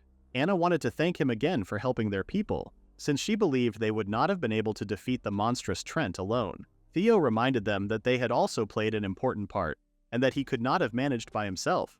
Elena told him not to pretend otherwise, admitting that his deeds were remarkable. She insisted he should be proud. Theo was caught off guard by her sudden honesty, but she quickly scoffed afterward. He realized that although Elena recognized his efforts, she still did not truly like him. Anna then said it was time to speak about the real matter. She explained that it was about an old legend from their village. In times of danger, the elves were said to be saved by a hero, guided by a priestess of the sacred tree. She admitted she once doubted this story, but now she felt certain that Theo was the savior it described. She declared that it was their duty to act as priestesses of the sacred tree, just as the legend told. Anna and Elena then stepped closer to Theo and kissed him on each cheek. This caught him completely off guard. By doing this, the sisters had given him the sacred priestess's favor. Anna prayed that their blessing would guard him. Elena, however, felt humiliated by the act and struggled to hide her discomfort. Theo, embarrassed himself, told her not to force it. Elena replied sharply that she was only carrying out her duty, then urged him to leave since their task with him was finished. Anna scolded her sister, reminding her not to treat their husband so coldly. She urged Elena to show him affection and not hide her feelings. Anna knew her sister often acted distant, but the way Elena's heart raced showed that she truly cared for Theo, even if she refused to admit it. Elena denied it, trying to cover her emotions, but Anna did not believe her. Anna lost patience and pushed her sister forward, which caused Elena to stumble into Theo. Their lips touched by accident and they both fell onto the bed. Startled, Theo pulled away quickly and apologized, insisting he never meant for it to happen. Elena, however, revealed that she had already made a promise with Luna, saying she would not hold back if Theo chose to come closer to her. To everyone's surprise, Elena leaned in on her own and gave him a kiss, showing her true feelings. Watching this happen, Anna felt a sharp wave of jealousy. She reminded them that she was the one who had started everything and claimed Theo for herself first. Not wanting to be left out, Anna pulled Theo to her and kissed him as well. Seeing her sister share a moment like that with Theo stirred something deep inside Elena. She could no longer control her emotions and begged Anna not to keep Theo all to herself. In the end, both sisters found themselves unable to step away. Drawn by the same feelings, they leaned toward Theo together, sharing a closeness that none Theo had expected. Theo felt dizzy and shaken by what had just happened. The sisters claimed the night was still young and removed their clothes. They promised to give Theo care and affection and said they would be gentle with him. That night, Theo received much favor from the elven sisters. The next day, Theo focused on a small project of his own. Because Illumia cleansed the land around her, Theo gained more space that could be used for farming. With this new land, he planned to plant trees for all the elves who had once lived in the forest. Another dream of his also came true. Theo finally had the orchard he had always wished for. Apples, mandarin oranges, and grapes grew well on the divine soil. He believed they would taste as good as the vegetables he had harvested before. Just before he could take a bite of an apple, Alice appeared and rushed toward him. She had been searching for Theo and he felt glad to see her return. But what seemed like a touching reunion quickly turned harsh. Alice seized Theo by the neck and demanded answers about his marriage to the elves. Theo gasped out that she was hurting him. In Theo's office, Alice demanded answers from him. She wanted a clear explanation. She had just returned to him after a long time only to find out he was marrying other girls. She pressed him, asking what he had been thinking. Theo wondered how he could explain himself without making Alice even angrier. For the moment, he asked her to eat a pie that Layla and Aisha had made. He said it was an apple pie baked from freshly picked apples. Alice agreed to listen while eating. The first bite softened her mood. She noticed how the sweetness and sourness balanced each other well. Yet she quickly realized Theo had only tried to distract her with food. Theo was shocked that his plan failed. The office soon felt like a courtroom. Alice declared that the defendant had tossed her aside and now planned to marry the newcomers, the elves. Acting as the prosecutor, she demanded that the judge give Theo, the unfaithful man, the right punishment. Theo had no idea what was happening anymore. Aisha was pushed into the role of judge and quickly declared him guilty. Theo begged them to wait, claiming he had reasons, but Alice silenced him. He could not believe he was not even allowed to defend himself. Witnesses soon appeared. Luna confirmed that the Elven sisters had proposed to Theo while riding on her back. Then Layla shared how, during the welcoming party for the elves, she had felt the urge to draw her sword every time Anna called Theo her dear husband. Alice announced that the evidence was complete and ordered Theo to accept his sentence. Theo asked if he did not even have the right to a defense attorney. Anna told everyone to calm down. Elena reminded them that they had not married Theo yet. Anna confirmed they were only courting him and it was mostly one-sided. Theo felt relieved that they stepped in as if they were his defenders. Elena explained that she was only following their customs. Alice told her to keep away from Theo. Elena grew angry and confronted Alice. She declared that she would marry Theo no matter what, or else she would bring shame to her people's honor. Alice understood they were tied to old traditions and asked if Elena only wanted an excuse to marry Theo. Elena blushed and denied it. Alice thought it must have been hard for a girl like Elena to hide her feelings, yet her own words turned back on her, and she felt the sting of what she said. Theo simply watched as Alice hurt herself with her own admission. Alice then turned to Theo and placed the blame on him, asking what he would do to solve the problem. Theo answered that he was still thinking of the best solution. He explained it was too early for him to marry, so he asked the Elven sisters to wait. His main duty as Lord of the Land was to keep the villagers happy and reclaim the Land of Death. Alice accepted that part. She also knew that a royal like Theo could not gain respect without political marriages. Theo was surprised that Alice was not against the idea of him marrying. Alice explained that polygamy was normal in their country, which was why royalty often married many people. Her real concern was that Theo seemed ready to marry the newcomer elves before her. At last, she shyly admitted that she also wished to be with him. Looking back, Theo had shown Alice very little affection. Since this lack of care made her uneasy, he felt he needed to make up for it. He held her hand while apologizing, and admitted that he had wanted to wait for the right moment and the right place. He explained that it might take some time, but he asked her to wait just a little longer for him. Hearing this made Alice blush, and a sharp feeling ran through her heart. She agreed that Theo was right, because when someone loved another deeply, it was not always easy to put those feelings into words. She told him to prepare a proper speech when the time finally arrived, and Theo promised he would give it his best. Soon after, Luna demanded her own declaration of love, which startled Theo. She wondered if he had no wish to marry her, but he insisted that was not the case. Anna and Elena also joined in, saying they wanted him to prepare a speech they could be proud of, one fitting for their leader. Watching them swoon over Theo angered Alice, who pulled him back into her arms and made it clear that she was the first wife. The scene caught Aisha's eye, and she turned toward Layla. She questioned if Layla would take part as well. Layla thought about it and admitted that if joining meant destroying all the women near the prince, then she would gladly take that role. Aisha asked her not to turn to violence and only raised the question because she believed Layla might also wish to marry Theo. Layla then revealed that she did love him deeply, but she reminded everyone that she was only a maid. For her to marry her master would be improper. Aisha realized that by that same logic she also had no chance. When Layla asked what she meant, Aisha brushed it aside and quickly changed the topic by asking how Layla had become Theo's maid. She had heard that Layla was once an adventurer and wanted to know why she had left that path. Layla answered that she could at least share the story of her fateful meeting with Theo. 3 years ago, in the capital city of the Fornia Kingdom called Forlis, something unusual happened inside the busy adventurer branch. At the reception desk, a massive item was placed down, and the whole building shook like an earthquake. Everyone looked in shock when they realized it was the head of a dragon. People could only wonder who had managed to defeat such a creature. Adventurers usually took on quests like hunting monsters or collecting resources. They were much like mercenaries or people who handled difficult jobs. Each of them started at the lowest rank, which was E, and slowly rose higher by completing more tasks. With each rank, they gained the chance to accept better quests and earn greater rewards. Many dreamed of rising through the ranks, but most adventurers never passed rank D. Less than 1% ever reached the powerful rank of A. Still, there was one who broke every expectation. An adventurer named Layla Orstein reached the legendary S rank in only 2 years. At just 15 years old, she already stood at the top and had the strength to finish a dragon subjugation quest by herself. Everyone spoke about young Layla for reaching S rank at such an early age. People called her Layla the Heavenly Blade. She always caught the attention of others, yet men stayed careful around her because she was known for disliking working with others. One day a man stepped forward to meet her. He was an A-ranked adventurer named Greed the Avaricious. He promised himself that he would win her over and went straight to her. He tried to ask for her time and invited her to take on a difficult quest together. Layla refused without hesitation and walked away. Greed would not give up. He grabbed her shoulder and told her not to act cold since he believed he would soon reach her level. Layla slightly unsheathed her sword, then calmly put it back. At once, Greed's clothes fell apart, sliced into pieces. Layla reminded him not to force her to repeat herself. Greed had no choice but to apologize. When Layla reached the quest board, she let out a sigh. To her, everything felt dull. She had been born into a family of swordmasters and held a blade before she even understood the world around her. She went through harsh training and surpassed her teacher, her own father, by the age of 13. Wanting to test her limits, she left home and became an adventurer. She quickly gained S rank and even defeated a dragon, a challenge feared even by others of her rank. She accomplished this alone without taking a single wound. Layla also earned more wealth than she could ever spend, enough to live in comfort without working again. Yet she remained devoted to the way of the sword and had no plans to abandon it. During those boring days, Layla tried to find something that could excite her.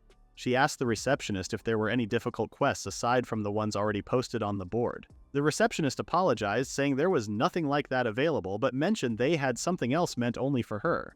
Someone had made a request for Layla in particular. She could hardly believe it was happening again. Adventurers ranked as high as she was seemed to attract many requests. The request involved escorting a merchant to a nearby town. She had not expected something so ordinary, yet with nothing else left to do, she decided to accept it. The receptionist seemed pleased and quickly sent a confirmation to the quest giver. A few days later, Layla arrived at the meeting place. When she was guided into a back alley, she immediately thought it was a trap. There had been cases where false quests were used to lure adventurers into ambushes so their weapons and armor could be stolen. Still, anyone foolish enough to target her was about to face a harsh surprise. Just then, a hooded man asked if she was Layla. Since he spoke first, Layla assumed he was not a bandit. The moment she confirmed her name, the man swung his large sword toward her. In an instant, Layla vanished, leaving the hooded man shocked. She reappeared behind him and kicked the back of his head. He was stunned by her speed. Layla followed up by grabbing his head and slamming his face into the ground. The force broke the alley floor and even damaged nearby walls. Layla noted that he was skilled with a sword even if he seemed like a bandit, but she thought he had chosen the wrong target this time. Before she could walk away, Layla noticed the man calmly sitting on the ground. She was surprised he could still move after taking her full attack. What startled her more was that he looked almost unharmed. This made her grip her sword with caution. The man asked her to stop and explained that he was only testing her. He introduced himself as Garland Agus, a royal knight. When she saw the coat of arms of the Fornia kingdom, Layla understood he was telling the truth. She wondered what business a royal knight had with her and if he was the one giving out the quest. Garland explained that those who served the kingdom could not be told about this matter, which was why they needed someone from outside like her. Layla realized he had attacked her only to test her skills. Garland admitted she was right and apologized for the sudden strike, promising to reward her more. Layla accepted, thinking that a quest involving a royal knight might raise suspicion, but it could also be a good way to pass the time. She then asked who she was supposed to escort.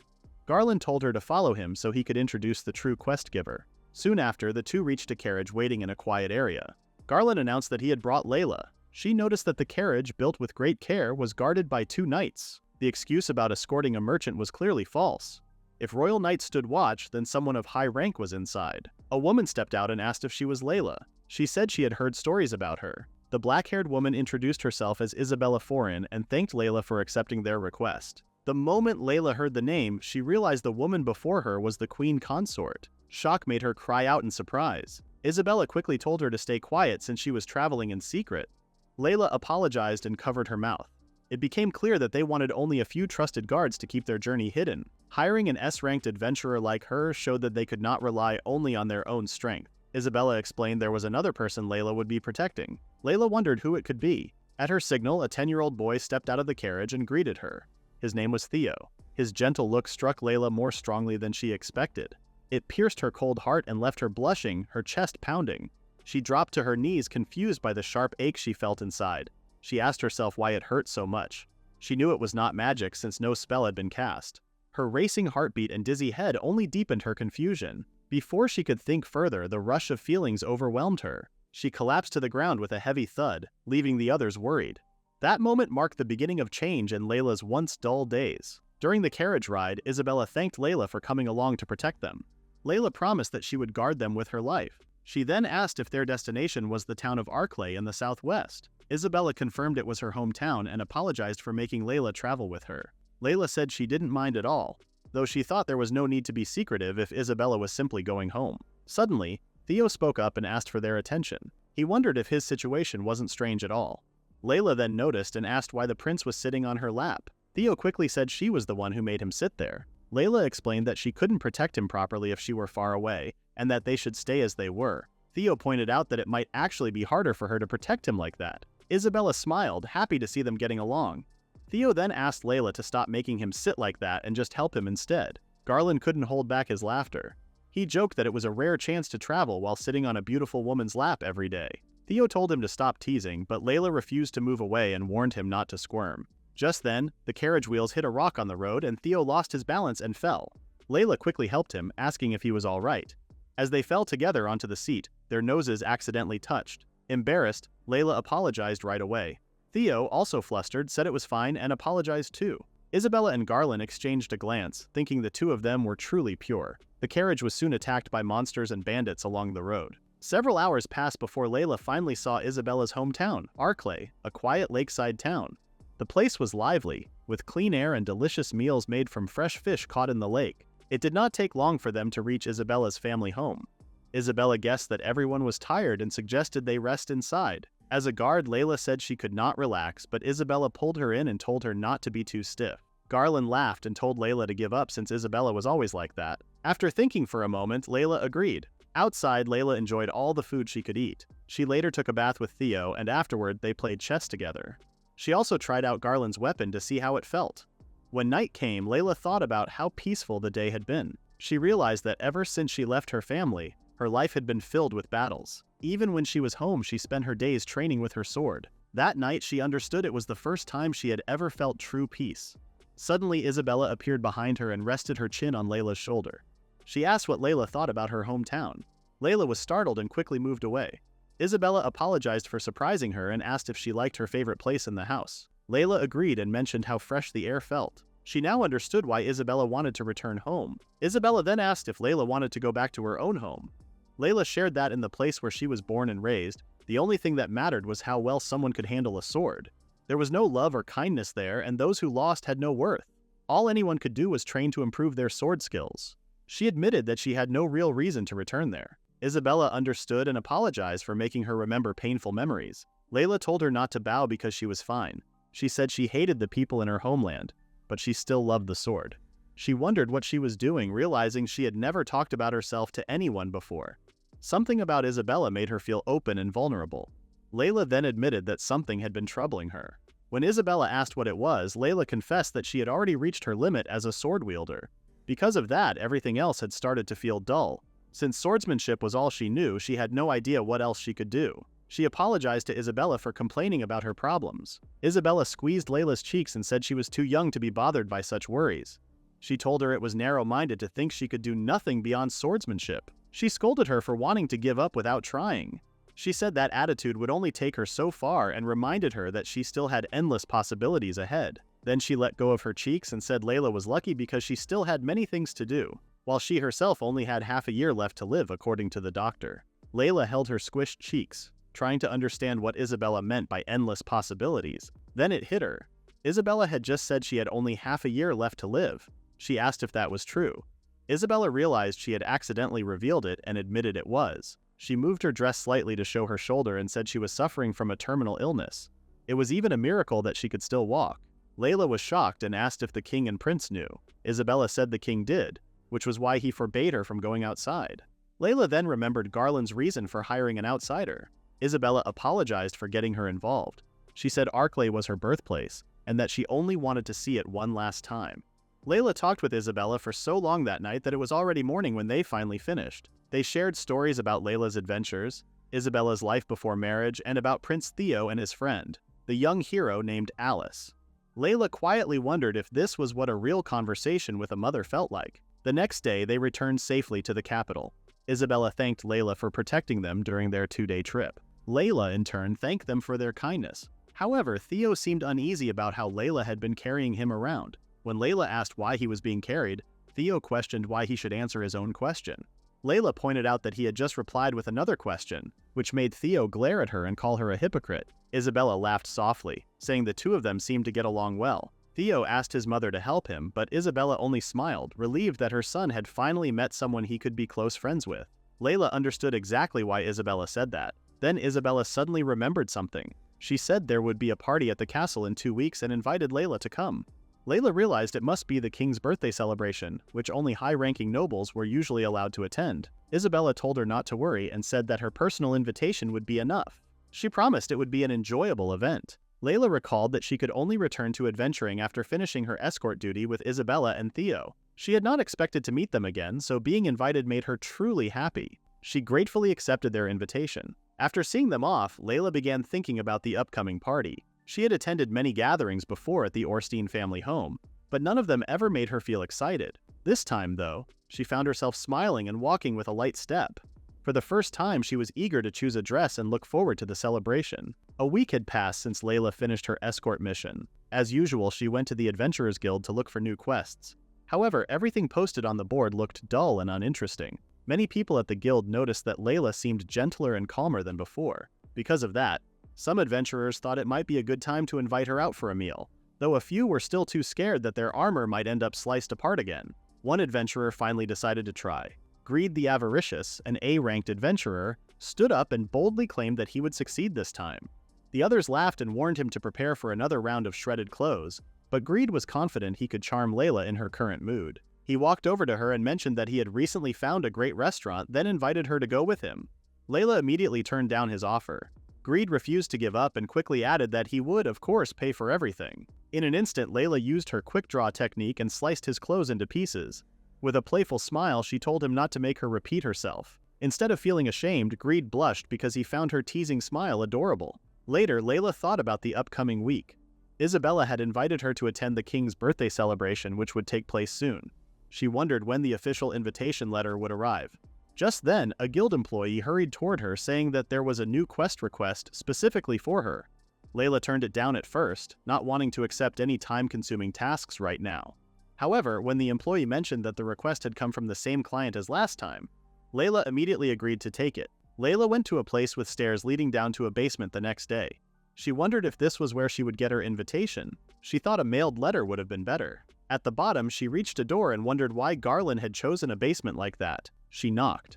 A voice told her to go inside. The voice did not sound like Isabella, and it was not Garland. When she opened the door, a masked woman thanked her for coming and called it an honor that such a famous adventurer had accepted the mission. Layla said it was polite to show one's face when giving a mission and that the woman should at least take off her mask.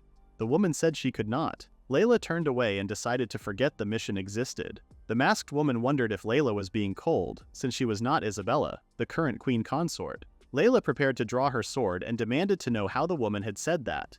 The woman said she had a kind of connection with Layla, but not in the usual way. She sighed and explained that she worked in the underworld of the city and had access to all kinds of information. No matter how careful people were, they could not hide from all the eyes around them, especially the eyes of vagrants that everyone ignored. Layla thought about asking questions after she captured the woman. The masked woman said she did not want to fight and told Layla to stop using such violent methods. Layla dashed forward, but before her sword could reach the woman's neck, something stopped her. Her blade froze because her whole body would not move, as if bound by chains. The woman said again she had no wish to fight. Then she removed her mask and Layla saw that the woman had a mystic eye. The woman said Layla had guessed right. The mystic eye could control people. It had shown up on the black market, and by good luck, the woman had obtained it and had it transplanted. The problem was that the eye could control only one person at a time. The woman then told Layla to cut her clothes. Layla tore her own armor apart without meaning to. The woman explained she had complete control over anyone she kept her gaze on. She then teased Layla about her face and started to lick her cheeks. The woman said she could make a lot of money by selling Layla to a noble. Layla asked angrily what the woman's goal was. The woman said she had a more important job for Layla. The king's birthday would be held next week, and she wanted Layla to kill Isabella at the party. Many noblewomen wanted the third queen consort's seat, but the king was still too obsessed with Isabella, the second consort, to take another wife. That was why the woman had received the request to have Isabella killed. Layla told her to go to hell. She said Isabella tried harder to live than anyone else and was kinder than anyone else. She asked why someone like Isabella had to die for such a foolish reason. She said no one even knew what Isabella went through every day as she struggled to live her life, yet someone was still plotting her death.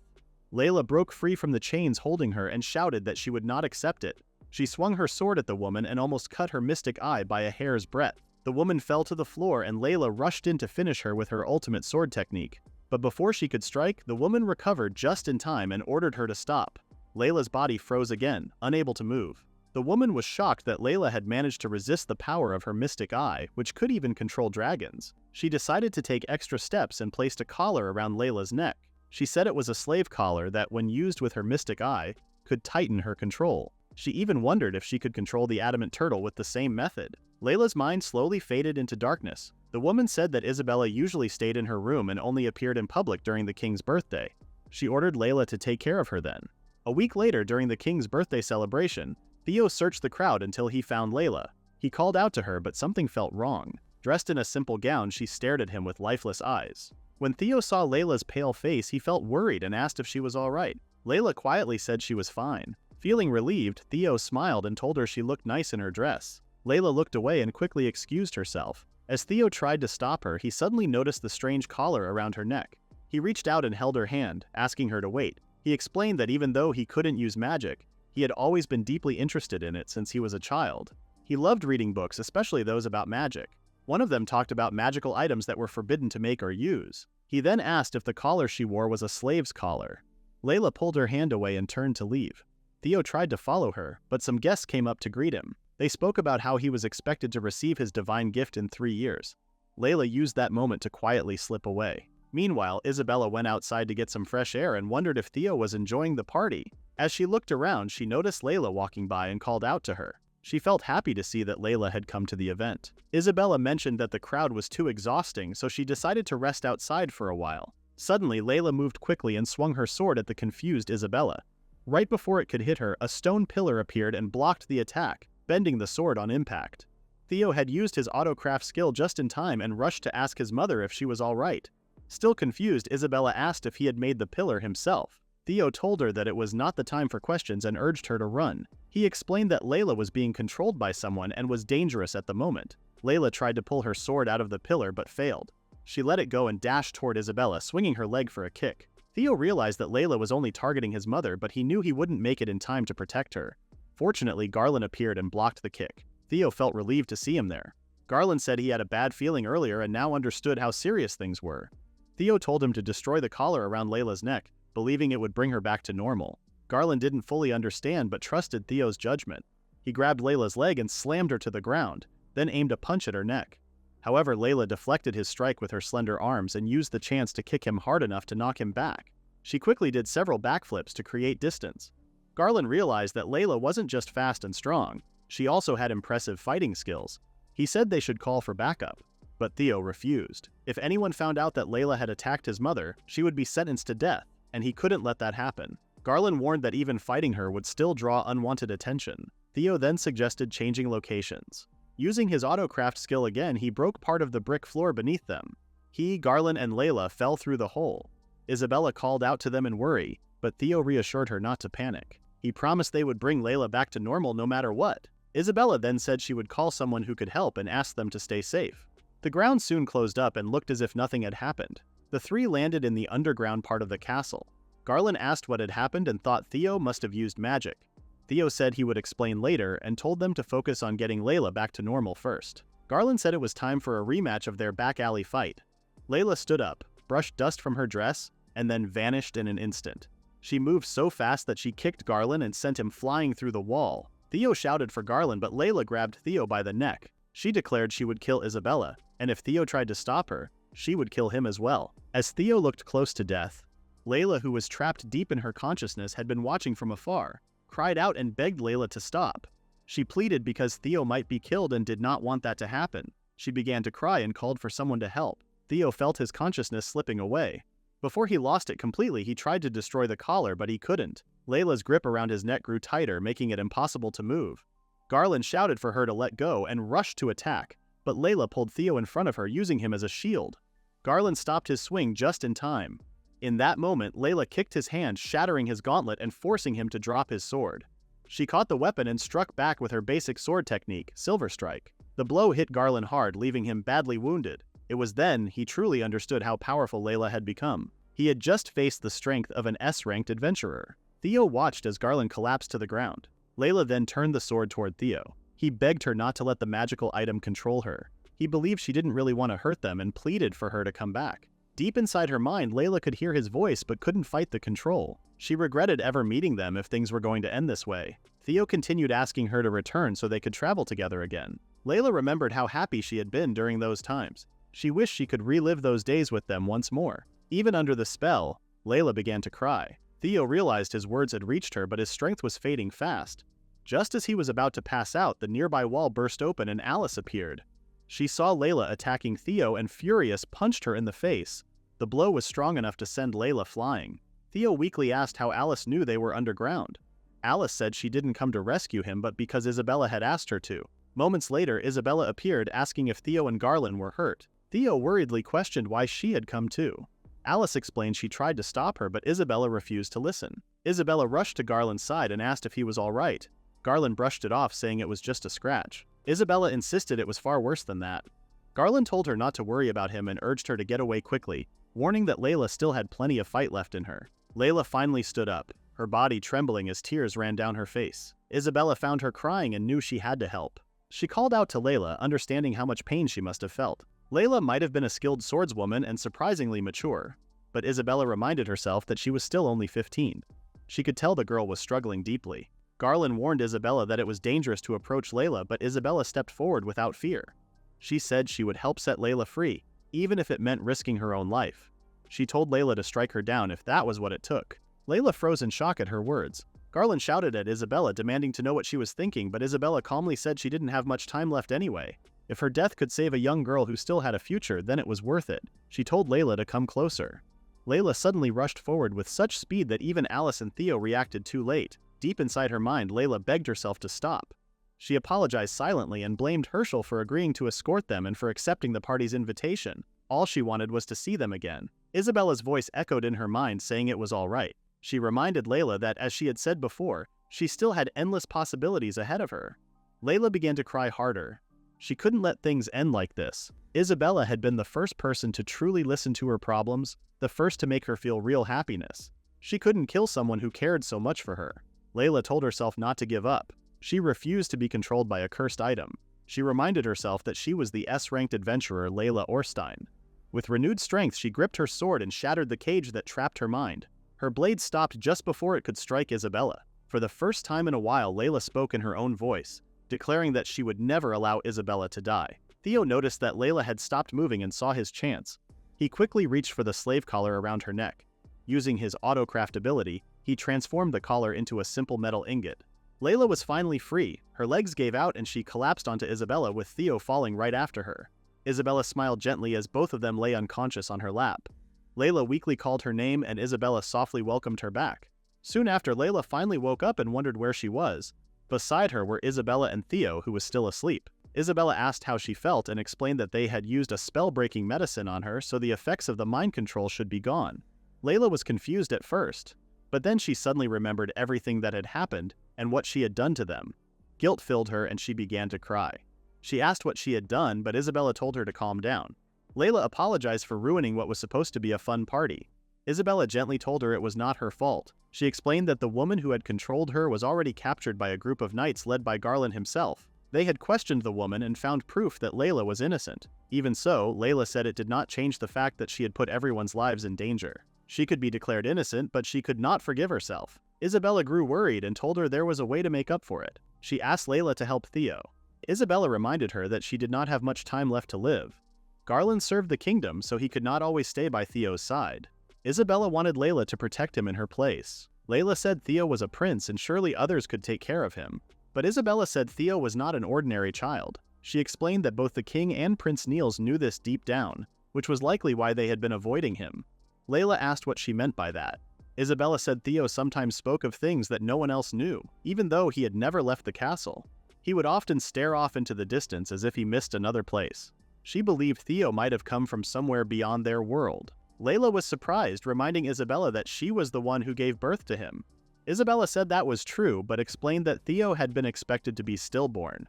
Her body had been too weak to support a child, and if she had forced herself, both of them could have died. But by some miracle, Theo was born healthy. That was when Isabella started to believe that the goddess might have blessed her with another soul. Hearing that, Layla asked if Isabella was truly fine with it. She apologized, admitting that she was not familiar with such feelings. She never knew what it meant to have a bond between a parent and a child. Born into a respected family of swordmasters, she was raised under strict rules. Her training felt like a living nightmare. Her father was always disappointed by how weak she had been when she was young. She was not even allowed to cry to her mother. The only thing she could do was hold her sword and keep training. She grew up never learning what love really was. Layla then asked if Isabella could still see Theo as her son, if another soul lived within him. Isabella said she could. No matter where Theo's soul came from, he was still her son. She would never let anyone deny that, not even the goddess herself. Layla was deeply moved by Isabella's words. To think that something so precious could exist in this world amazed her. She rose from the bed, knelt on the floor, and swore to devote her life and her sword to the prince. She told Isabella not to worry, promising that no matter what happened, she would always protect Theo. Isabella thanked her and asked her to take good care of her son. 4 months later, Isabella passed away, and everyone mourned her loss. Time moved quickly, and they barely had the chance to grieve. Garland was released from his duty as the queen consort's bodyguard and sent to a distant rural area. Alice became busy taking on major quests as the hero. As for Layla, it was finally time for her to fulfill her role. One day, Theo heard loud noises coming from his room. When he entered, he was shocked by the messy state of it. On the floor stood Layla, now dressed in a maid's uniform, greeting him as her master. When Theo asked what she was doing, Layla explained that she was cleaning. However, the room looked more chaotic than before. Layla admitted that she had spent her whole life holding a sword and was not good at housework. Theo then asked why she was dressed as a maid and if his guess was correct. Layla formally introduced herself as Theo's personal maid, as recommended by Isabella, and said she looked forward to serving him. That was how Layla's close relationship with Theo began. Back in the present, Aisha cried after hearing the touching story.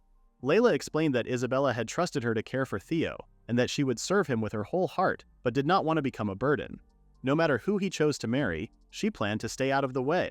Aisha then remembered that polygamy was allowed in their country and suggested that Layla could also marry Theo. Layla said she could not do that. She might have loved Theo romantically, but the kind of love he felt for her seemed more like that of family. Then Theo appeared and disagreed with her. Layla was startled and asked how long he had been there. Theo said he had just arrived after the others left for their own tasks. What mattered more to Layla was why he disagreed with her earlier words. Theo said he had only been wondering if Layla would ever marry him. Layla became thrilled and asked if he truly meant it. Theo explained that after all the close moments they had shared, he had started to see her differently and had thought about whether their bond could grow deeper. Still, he said it was fine if she did not want to marry him, as he would never want to force her. Layla then decided she wanted to marry him for real. She realized she had been blind all along.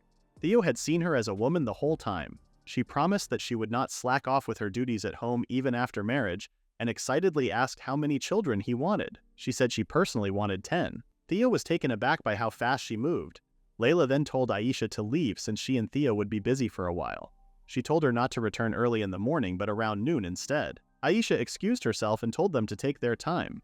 Theo tried to ask for help, but Aisha had already gone and locked the door behind her.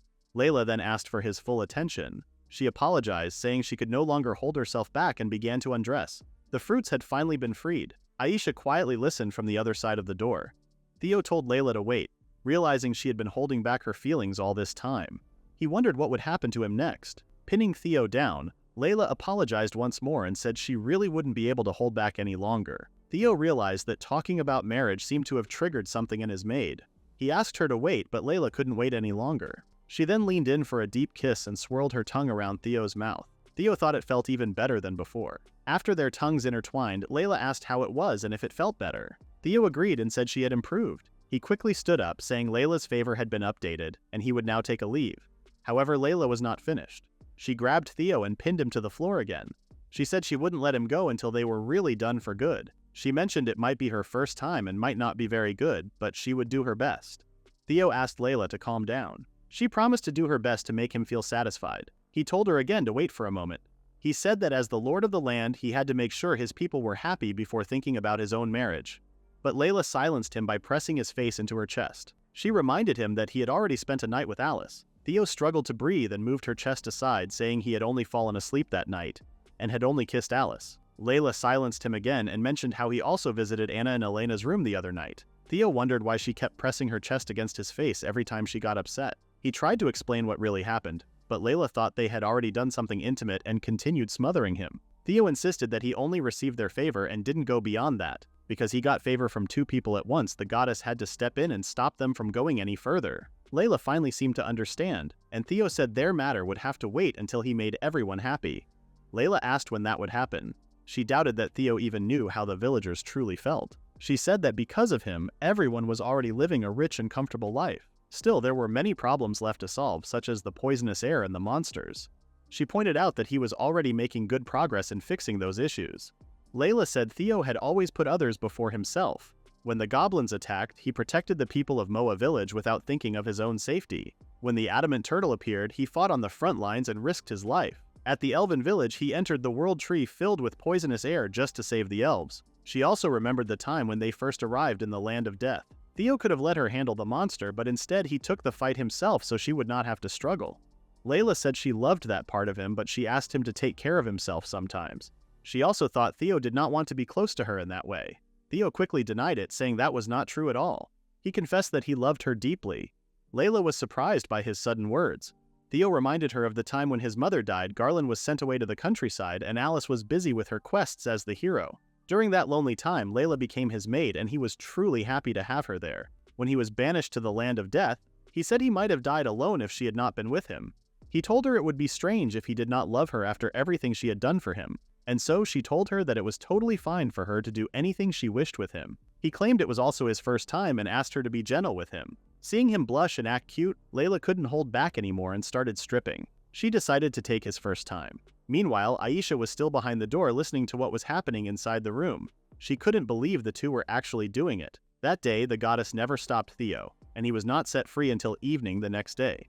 It had been an incredible experience for him, though he did not understand much of it. For some reason, the hallway was soaking wet that evening, and he wondered what might have happened there. Meanwhile, near the border of a neighboring country, Garland cheerfully talked about how well the merchant he was escorting was doing.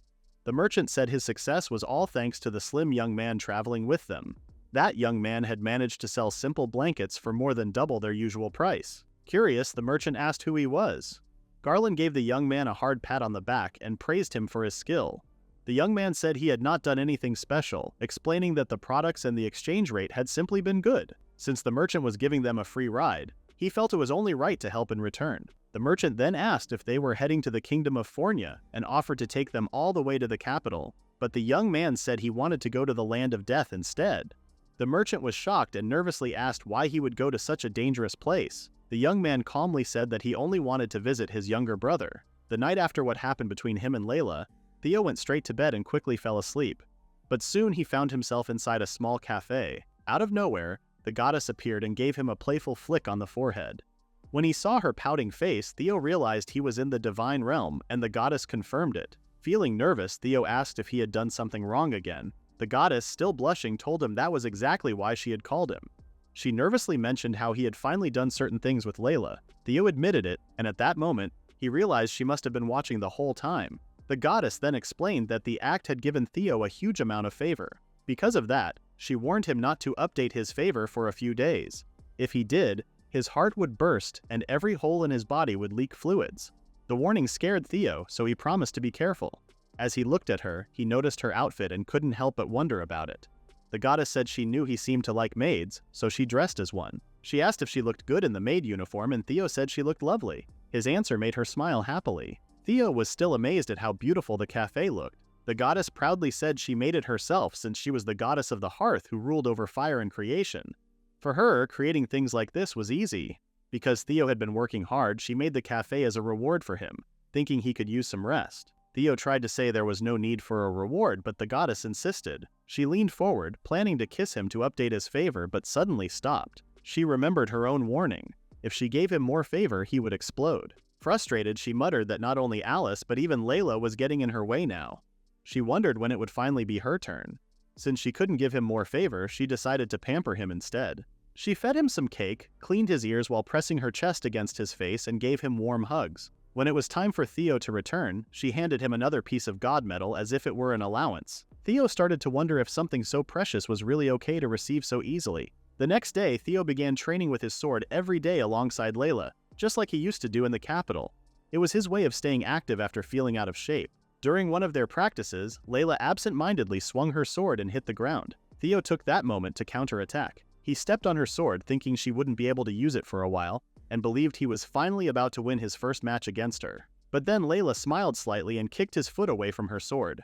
Theo lost his balance and fell to the ground, and Layla quickly pointed her sword at him. She said he was too focused on her weapon, though she could tell his movements had improved a lot. Theo replied that it was thanks to her constant training with him. He also guessed that her favor might have helped him improve. Layla couldn't stop herself from blushing. After he mentioned it, she remembered Luna telling her that she could transfer even more favor if she became more intimate with him. The word intimate made both of them recall what they had done before. Their faces turned red and they felt so embarrassed that it was like their heads were about to burst. Theo tried to act normal, but the memory made everything feel awkward. He silently wished something would break the tension between them. Just then, Aisha appeared and called out to Theo. He quickly ran to her and thanked her for showing up since things had gotten so awkward with Layla. He asked if something was wrong. Aisha said that someone was waiting at the gate who claimed to know him. When she looked at Theo and Layla, both red-faced and uneasy, she suddenly remembered what had happened between them that night. Her face turned bright red as well. Theo, noticing how flushed she looked, asked if she was feeling sick. Aisha quickly shouted that it was nothing and that she had only come to tell him about the visitor. Then she ran off, insisting she wasn't blushing because she remembered anything at all. Theo wondered what was wrong with her, but his thoughts quickly shifted to who might be visiting him. He guessed it could be Laurent, though there were no deliveries scheduled that day. When he went to check outside the gate, he saw a man standing there. The moment the man noticed him, he ran toward Theo at great speed and lifted him up. It turned out to be Garland. Garland said he had missed him deeply. Theo was shocked to see him and asked why he had come all the way to the frontier. Garland said he came just to see him. He mentioned how surprised he was to see Theo had grown bigger but still felt light when he lifted him. Theo remembered that Garland had been assigned to a small town in the countryside. Garland confirmed that after being dismissed as Isabella's guard and forced out of the capital, he spent about 3 years guarding the border. He then explained that he had heard from a merchant that Theo had been appointed as the Lord of the Land of Death. Garland said that was basically a polite way of saying Theo had been banished from the capital. Theo replied that the official story was that he had bravely volunteered to reclaim the wastelands. Garland shared that he had written to the king, asking to join Theo, but was told he would have to give up his knighthood if he wanted to do so. Theo thought that was cruel. Garland had been born a commoner, and earning the title of knight had been extremely hard for him. The king knew that and still used it against him.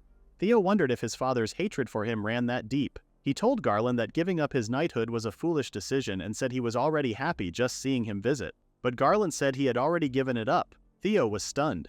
He asked what Garland had been thinking, reminding him that a knight's title was a form of nobility that couldn't be taken back once lost. Garland said he knew but had no regrets, as long as he could stay by Theo's side. For that reason, Garland wanted to serve him as his sword and knelt before him. Theo felt glad. He thanked Garland and said his help would be appreciated. Garland replied that it should be him who was thankful. He promised to protect Theo even if it cost his life. Then he mentioned that there was another visitor. The hooded young man knelt before Theo and offered to serve as his sword too. Theo felt confused and wondered who the young man was. The young man then said he was only joking and explained that he had copied Garland because he thought it looked interesting. This young man was Patrick Forian, the first prince of the Fornia kingdom. He said it had been a long time and wondered how many years had passed since they last met. Theo was shocked to see him arrive.